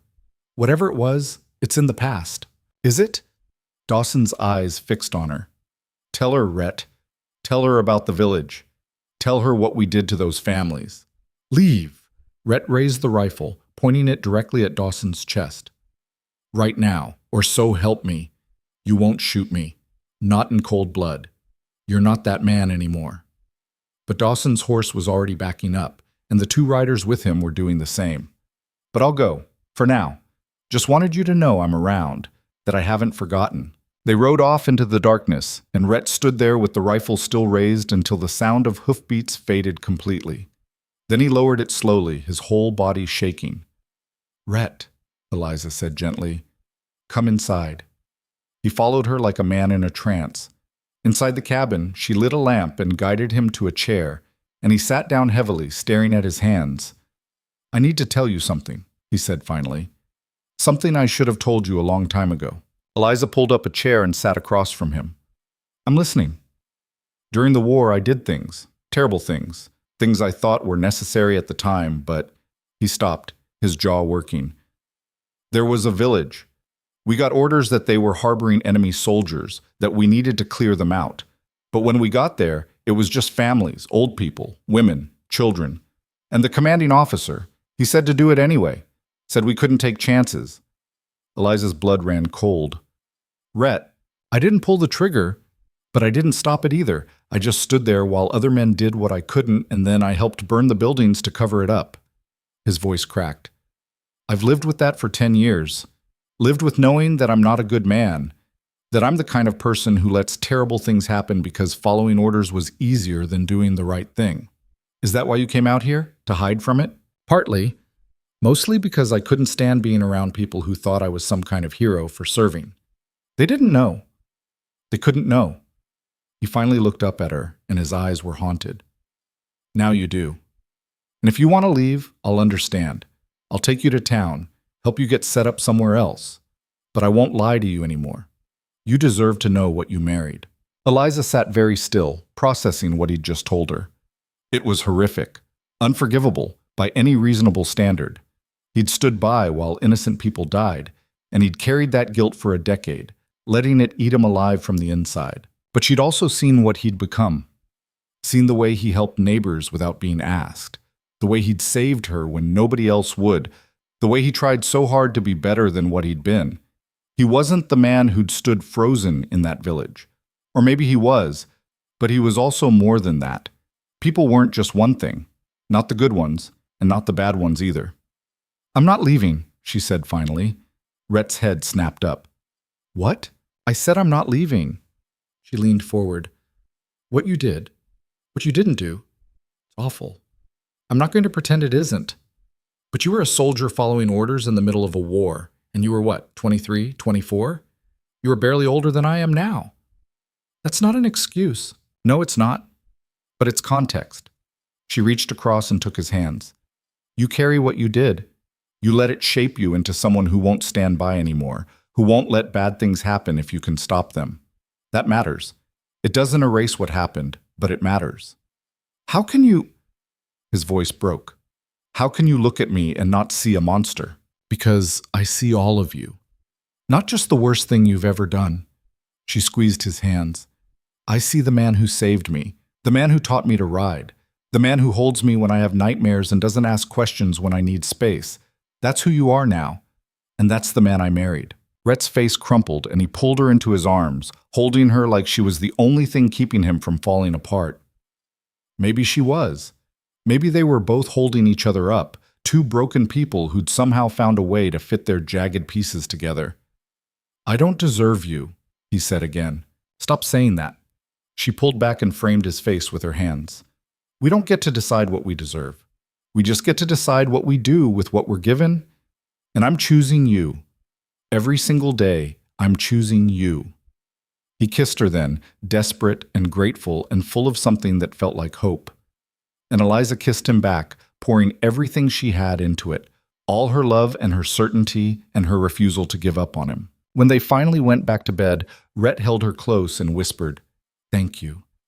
For what? For staying. For not running. His hand found hers in the dark. For seeing me and not looking away. Always, Eliza said. I'll always see you. And she meant it with every fiber of her being. Dawson didn't come back, but his presence lingered like smoke. Rhett was different after that night, quieter, more withdrawn, like he was waiting for the other shoe to drop. Eliza tried to draw him out, but some wounds went too deep for words to reach. The garden kept growing. The visitors kept coming. Life moved forward because it had no choice, and Eliza threw herself into it with everything she had. She learned which herbs helped with fever, which poultices drew out infection, which words offered comfort when medicine couldn't help. She became the person people turned to when they were scared or hurt or desperate, and she wore that responsibility like armor. But at night, when it was just her and Rhett in the cabin, she let the armor fall. Let herself be just a woman who loved a complicated man and was trying to build something good out of the wreckage they'd both come from. One evening in early June, as they sat on the porch watching the sunset, Rhett said, I want to build something. Build what? A room, an addition to the cabin. He gestured vaguely. Big enough for a bed and a crib. For when... He stopped, looking embarrassed. For when we have children, Eliza finished softly. Yeah, if that's something you want. I know we haven't talked about it, and I don't want to assume I want it. She took his hand. I want to fill this place with life, with noise and chaos and all the mess that comes with it. Rhett smiled, and it was real this time. No shadows, no ghosts, just pure, uncomplicated joy. Then I'll start building tomorrow. We'll start building tomorrow, she corrected. Together. Together, he agreed. And as the stars came out over the mountains, Eliza thought about how far they'd both come. From broken and alone to this, to partnership and hope, and the promise of a future that belonged entirely to them. It wasn't perfect. Nothing ever was. But it was theirs, and that made it beautiful. The room took shape slowly over the summer, board by board, nail by nail. Rhett worked on it in the early mornings before the heat became unbearable, and Eliza helped where she could, holding lumber steady, handing him tools, mixing the mortar for the stone foundation. They didn't talk much while they worked, but the silence between them was comfortable now, the kind of quiet that came from knowing another person so well that words became optional. By August, the frame was up and the roof was on. Rhett built a window that faced east so the morning light would pour in, and Eliza sewed curtains from fabric she'd traded for at the general store. The room wasn't fancy, nothing about the ranch was fancy, but it was solid and weatherproof and exactly what they needed. "What do you think?" Rhett asked one evening, standing in the doorway and surveying his work. Eliza came up beside him, slipping her arm around his waist. "I think it's perfect. It's got a crack in the corner where I didn't measure right. I think it's perfect anyway." He kissed the top of her head. "You're easy to please. Or maybe you're just good at building things." She looked up at him. "Thank you for this, for all of it." "You don't have to thank me. It's for both of us." "I know, but I'm thanking you anyway." They stood there until the light faded, and Eliza thought about how much had changed in a single year. This time last year, she'd been at Garrick's ranch, half-starved and hopeless, convinced she'd die there.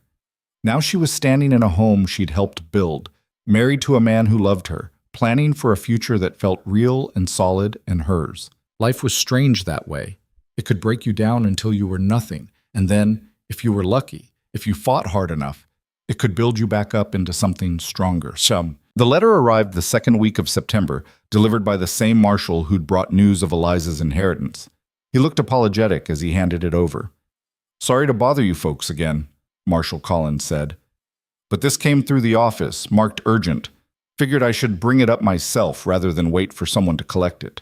The letter was addressed to Rhett, the handwriting unfamiliar. He opened it while Collins waited, and Eliza watched his face go carefully blank as he read. "Everything all right?" Collins asked. "Fine." Rhett folded the letter and tucked it into his pocket. "Thanks for bringing it." Collins tipped his hat and rode off, and the moment he was out of sight, Eliza turned to Rhett. "What was that about?" "Nothing important." His voice was too casual, and Eliza had learned to recognize when he was lying, not outright lying maybe, but not telling the whole truth either. "Rhett," he sighed and pulled the letter back out. "It's from an attorney in Denver. Says there's a man named Dawson who's been making accusations, claims I was involved in war crimes, that I should be investigated." Eliza felt her stomach drop. "Can he do that? The war's been over for years."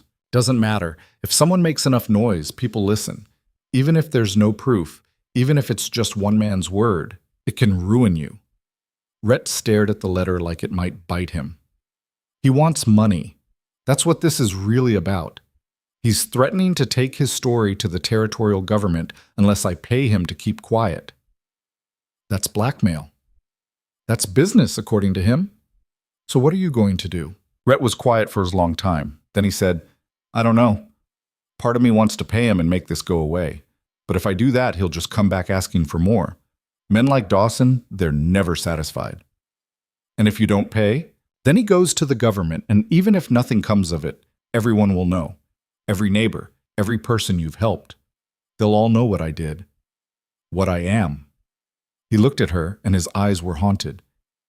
"I can't do that to you, can't make you carry that shame." "It's not my shame to carry, it's yours." Eliza took the letter from his hands. "But you're not carrying it alone, not anymore." "Eliza, we're going to Denver." Her voice was firm. "We're going to find this attorney, and we're going to tell him the truth. All of it. And then we're going to let the law decide what happens next." "You can't be serious." "I'm completely serious." She met his eyes. "You've spent 10 years running from this. It's time to stop.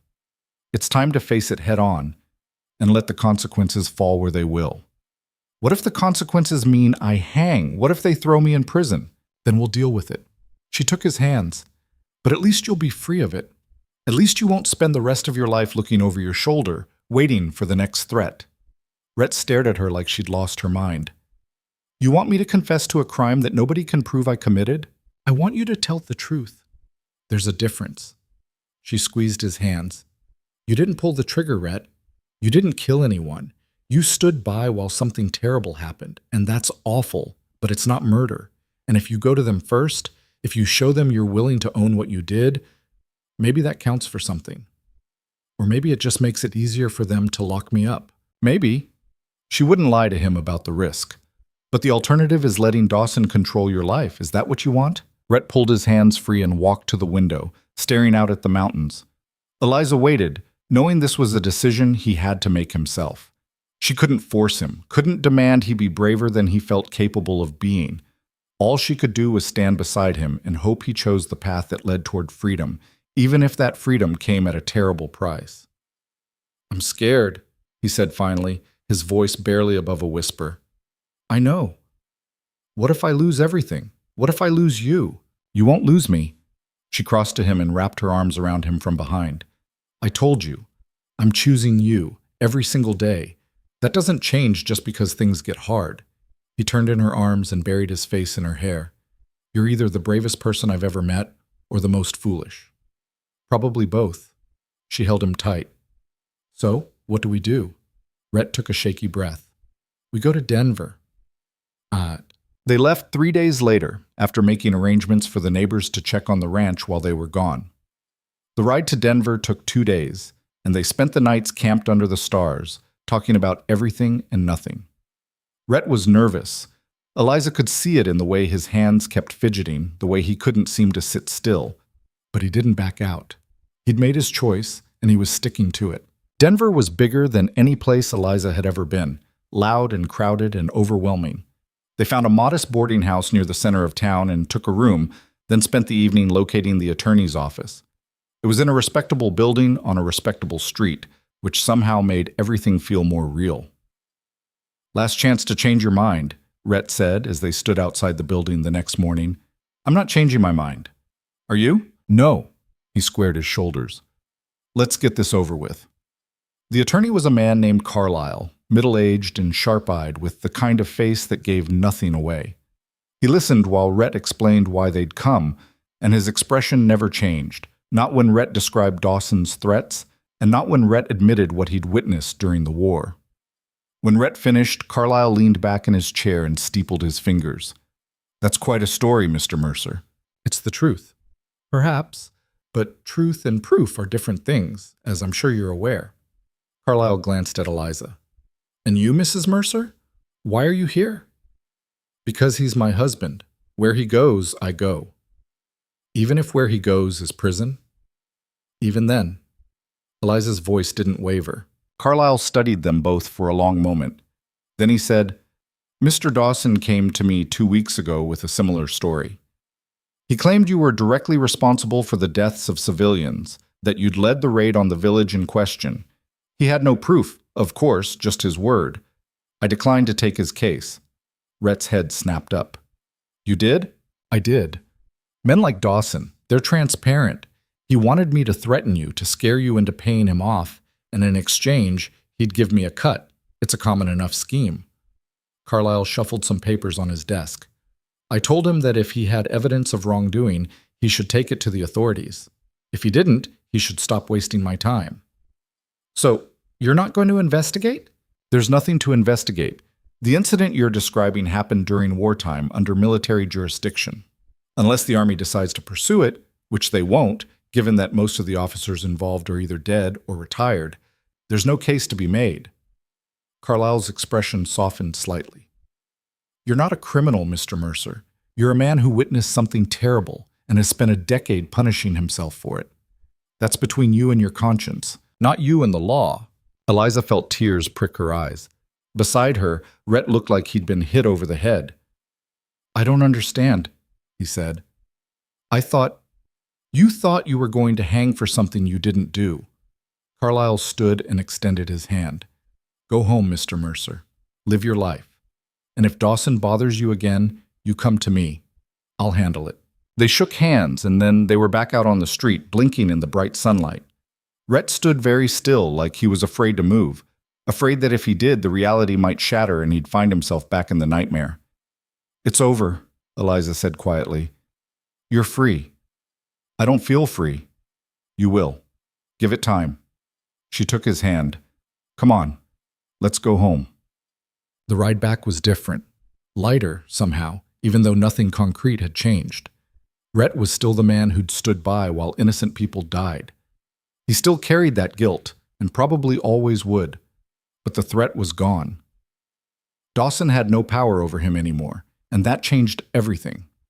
They stopped to make camp the first night, and as they sat by the fire, Rhett said, I keep waiting for the other shoe to drop. There is no other shoe, it's done. How can you be sure? Because Carlyle had no reason to lie. Because Dawson's a bully, and bullies fold when someone stands up to them. She poked at the fire with a stick. You did the right thing, going there. You faced it instead of running. I wouldn't have done it without you. Maybe, but you did do it, and that's what matters. She looked at him across the flames. You're not the man you were during the war. You've spent 10 years trying to be better, and that has to count for something. Does it? Can you ever really make up for something like that? I don't know, maybe not. Eliza chose her words carefully. But I think trying matters. I think the fact that you can't forget it, that it still haunts you, that means you haven't lost your humanity. The monsters are the ones who sleep just fine after doing terrible things. You're not a monster, Rhett. You're just a man who made a mistake and has been trying to atone for it ever since. Rhett was quiet for a long time. Then he said, How did you get so wise? I'm not wise. I just love you enough to see you clearly. She smiled. And what I see is someone worth fighting for. He came around the fire and pulled her into his arms, and they stayed like that until the flames died down to embers. They reached the ranch on a cool October afternoon, when the aspens had turned gold and the air smelled like wood smoke and coming winter.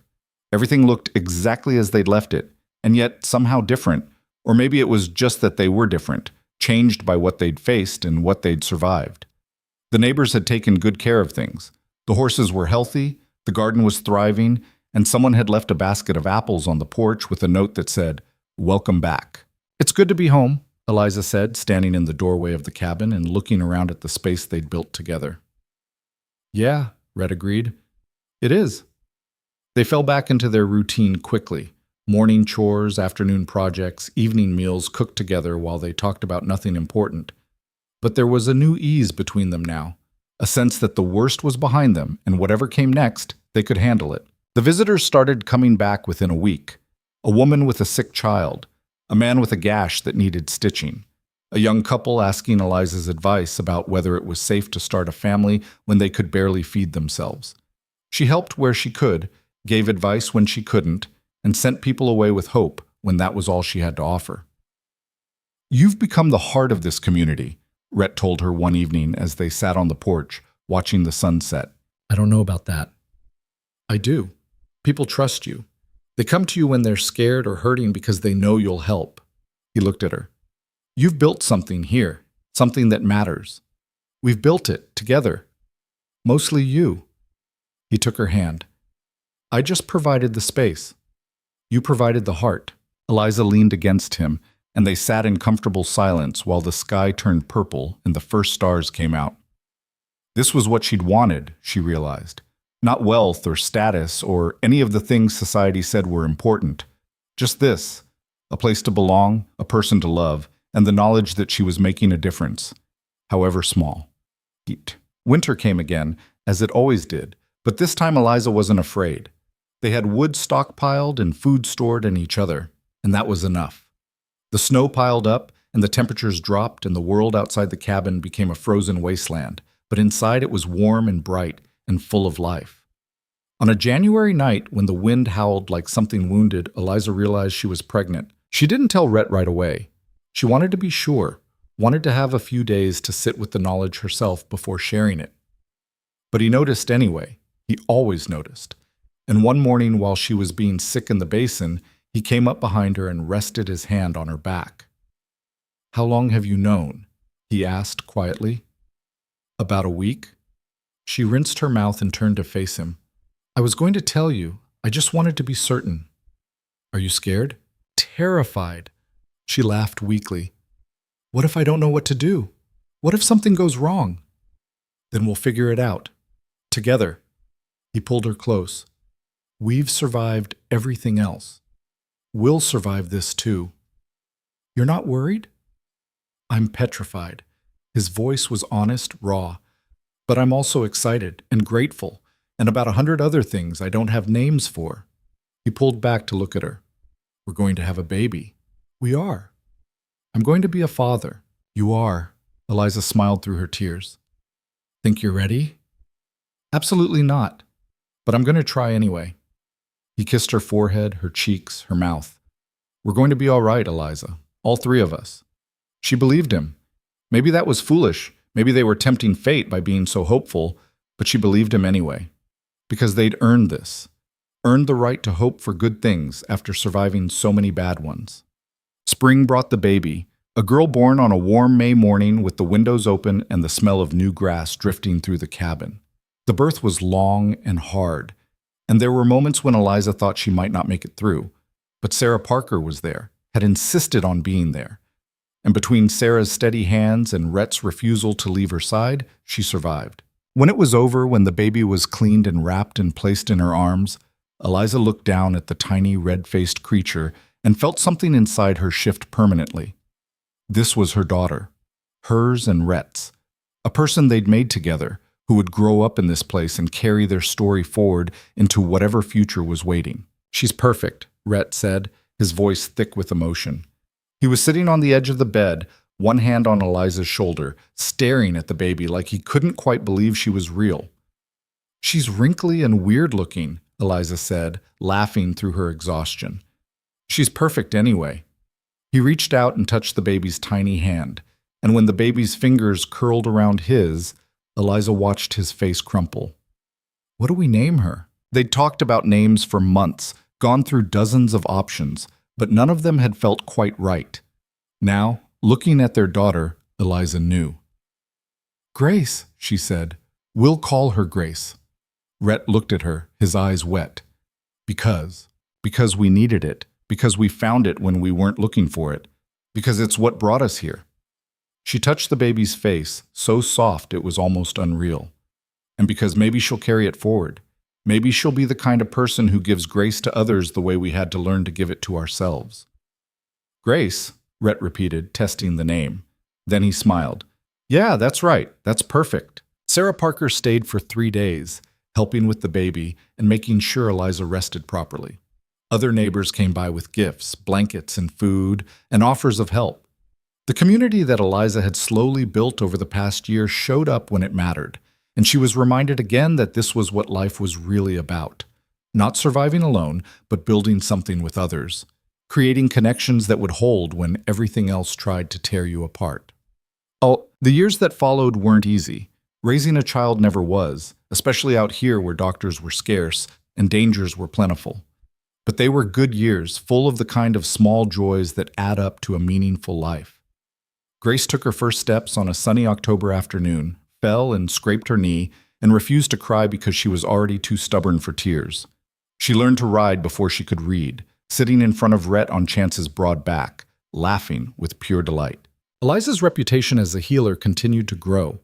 She delivered 3 more babies over the next 2 years, saved a man from blood poisoning, and talked a grieving widow through the worst of her depression. She couldn't save everyone. There were losses that hurt so much she thought they might break her.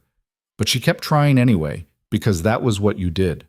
You showed up, you did your best, and you hoped it was enough. Rhett built additions to the cabin as they needed them, a proper kitchen, a small room for Grace, eventually a workshop where he could build furniture during the long winters. He took on a hired hand, a young man named Thomas, who reminded him of his brother in the best ways. He taught Thomas how to work the land, how to treat animals with respect, how to build things that would last. And in teaching, he found a kind of redemption he hadn't known he needed. Dawson never came back. They heard through the grapevine that he'd moved south, then eventually disappeared entirely. Whether he died or just moved on to easier targets, they never knew. It didn't matter. He'd lost his power over Rhett the moment they'd walked into Carlisle's office, and whatever had happened to him after that was his own problem. On Grace's 5th birthday, the whole community showed up for a party. The Parkers came, all 4 of them now. They'd had another baby, a boy they'd named David. The Whitfields came with their teenage son, Tom, who was courting a girl from town and couldn't stop talking about her. The Buchanans came, the same couple who'd witnessed Rhett and Eliza's wedding all those years ago. Even Marshall Collins made the trip up the mountain, bringing a wooden horse he'd carved himself as a gift. They ate too much food, told too many stories, and let the children run wild until they collapsed in exhausted heaps. Eliza stood on the porch as the sun set, watching Rhett chase Grace around the yard while the other parents cheered them on, and felt something settle deep in her chest. This was it. This was what she'd been fighting for without knowing it, a place where she belonged, a community that saw her and valued her, a family that was hers. Not perfect, because nothing ever was, but real, solid, worth every hardship it had taken to get here. Sarah Parker came up beside her, bouncing baby David on her hip. "You look like you're thinking deep thoughts." "Just grateful ones." Eliza smiled. "How did we get here, Sarah? How did we go from barely surviving to this?" "One day at a time, same as everyone else." Sarah shifted the baby to her other hip. "You know what I think? I think the universe breaks people open sometimes, cracks them right down the middle. And you can either let that breaking destroy you, or you can use it to become something bigger than what you were before. You chose bigger." "I didn't feel like I was choosing anything. Most of the time I felt like I was just trying not to drown." "That's what choosing looks like, though. It's not some grand dramatic moment. It's just showing up. Every single day, even when you want to quit, especially when you want to quit." Sarah looked out at the yard, at the children playing and the adults laughing and the setting sun painting everything gold. "You built something beautiful, Eliza, you and Rhett both. Something that's going to last long after we're all gone." Eliza felt tears sting her eyes. "Thank you. For everything. For being there when Grace was born. For being a friend when I didn't have any. For—" "Stop." Sarah put her free arm around Eliza's shoulders. "You saved my life. You saved my daughter's life. Everything I've done since then is just paying that forward." They stood together until Rhett came back with Grace, who was flushed and breathless and happier than any child had a right to be. He handed her over to Eliza, and Grace immediately started babbling about the game they'd been playing, something complicated involving dragons and horses and a prince who was also a bear. "She's got quite the imagination," Rhett said, grinning. "She gets that from you." "I've never imagined anything half as creative as a bear prince." "No, but you imagined this?" Eliza gestured to the ranch, the people, everything they'd built. "You imagined a life where we could be happy, and then you made it real. That's its own kind of magic." Rhett pulled her close, Grace squished between them, and kissed the top of her head. "We made it real. Don't give me all the credit." "Fine. We made it real." She looked up at him. "Are you happy?" "Yeah." He said it without hesitation. "I really am. Are you?" "More than I ever thought possible." Grace wriggled free and ran back to join the other children, and Eliza and Rhett stood on the porch watching her go. They were older now, lines around their eyes, gray creeping into their hair, but they were still here, still together, still building something that mattered. The years continued to pass, each one bringing its own challenges and victories. Grace grew into a bright, fearless child who wanted to be a doctor when she grew up, who asked questions that neither parent could always answer, who had her mother's stubborn streak and her father's quiet strength. They had 2 more children, a boy named Daniel after Rhett's brother, and another girl they named Rose. And the cabin grew and expanded to hold them all. Eliza trained 2 younger women in healing work, teaching them everything she'd learned, and slowly stepped back from being the only person people could turn to. She was still there when she was needed, but she wasn't carrying the whole weight of the community's health on her shoulders anymore. She'd learned that you couldn't save everyone, couldn't be everything to everyone, and that accepting your limitations was its own kind of strength. Rhett expanded the ranch, took on more hired hands, and built a business that was profitable enough to provide for his family and help his neighbors when they needed it. He never talked about the war anymore, But sometimes Eliza would wake in the night and find him standing at the window, staring out at the mountains, and she knew he was still carrying it. The guilt had become part of him, woven into his bones, but it no longer controlled him. He'd learned to live with it, to let it shape him into someone better rather than someone bitter. They had fights, of course, disagreements about money and children and how to handle the inevitable conflicts that came with running a ranch and raising a family. But they always came back to each other, always found their way through the anger to the love underneath. Because that was what you did when you'd chosen someone. You fought for them, even when, especially when, it was hard. On a September evening when the aspens were turning gold and the air had that sharp, clear quality that came with high altitude and approaching autumn, Eliza and Rhett sat on the porch together like they'd done 1,000 times before. The children were inside, arguing over some game they'd invented, and the sound of their voices drifted through the open windows like music. "You ever think about how different things could have been?" Rhett asked. "If I hadn't been at Garrick's ranch that day? If I just conducted my business and left?" "Sometimes." Eliza leaned against him. "But I try not to dwell on it. We can't know what would have happened. We only know what did happen. You would have died. Maybe. Or maybe I would have found another way out. Maybe someone else would have helped me." She turned to look at him. "But I'm glad it was you.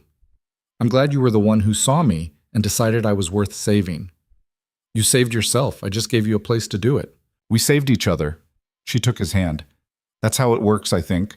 Nobody saves themselves alone. We all need someone to see us when we can't see ourselves, to hold us up when we're too tired to stand, to believe in us when we've forgotten how." Rhett was quiet for a moment. Then he said, "I spent so long trying to be alone. Thought it was safer that way. Thought if I didn't need anyone, I couldn't lose anyone. But you were wrong. I was wrong." He squeezed her hand. "Being alone isn't safe. It's just lonely. And lonely is its own kind of death, just slower. So what's the answer then? What did we learn?" Rhett thought about it. That love is risky. That opening yourself up to another person means giving them the power to destroy you. But it also means giving them the power to save you, and somehow the risk is worth it. That people are complicated and broken and capable of terrible things, but also capable of incredible kindness. That you can carry guilt and still deserve happiness. That home isn't a place. It's the people who see you and stay anyway. Eliza felt tears slip down her cheeks. "Yeah, that sounds about right." They sat together as the sun set, watching the shadows lengthen across the land they'd claimed and tamed and learned to love. In the distance, the mountains stood eternal and unmoved, witness to everything that had happened here and everything still to come. Inside the cabin, their children laughed. In the barn, the horses shuffled and settled for the night. Across the valley, their neighbors were doing the same, putting their own children to bed, tending their own animals, building their own version of what it meant to survive and thrive in a place that tried constantly to break you. This was what life was, Eliza thought. Not the big dramatic moments, though those mattered too. But this, the quiet evenings, the everyday work, the small acts of love repeated until they became the foundation everything else was built on. The choice to stay when leaving would be easier. The choice to love when fear would be safer. The choice to keep building even when the storms kept trying to tear everything down. She'd started this journey as nothing, a girl with no family, no money, no prospects, worth less than the rope that had been used to whip her. She'd been broken and afraid and certain she would die alone in a place where nobody cared. But she'd been wrong about that. She'd survived. More than survived. She'd built a life that mattered, loved people who loved her back, created something that would outlast her. She'd become someone worth knowing, someone worth saving, someone who saved others in turn. And Rhett, haunted, complicated Rhett, had done the same. He'd carried his guilt across a decade and let it transform him into someone better, someone kinder, someone brave enough to love, despite knowing how much love could cost. He'd built a home in the wilderness and filled it with life, had raised children who would carry his lessons forward, had proven that redemption wasn't about erasing what you'd done wrong. It was about choosing, every day, to do better. "I love you," Eliza said quietly. "I love you too." Rhett pulled her closer. "Thank you for staying. Thank you for giving me something worth staying for." As darkness fell over the mountains and the stars began to emerge, Eliza thought about all the roads that had led them here, the mistakes and the miracles, the losses and the victories, the moments of despair and the moments of grace. It had been hard, harder than anything she'd imagined, but it had also been worth it. Every single difficult, beautiful, complicated moment had been worth it. Because in the end, they'd found what everyone was really searching for beneath all the noise and struggle: a place to belong, a person to love, and the courage to keep choosing both, even when the world tried to convince you that safety meant staying small and alone. They'd chosen big instead, chosen love and risk, and the terrifying vulnerability of needing another person. And in making that choice, again and again and again, they'd built something that would last long after they were gone, a legacy of courage, of resilience, of the kind of stubborn hope that refuses to quit even when quitting would be so much easier. The ranch would stand. Their children would grow. The community they'd helped build would continue to thrive. And somewhere in the future, someone else would stand where they were standing now and think about the people who'd come before, who'd survived impossible things and built beautiful lives out of the wreckage. That was enough, more than enough. It was everything.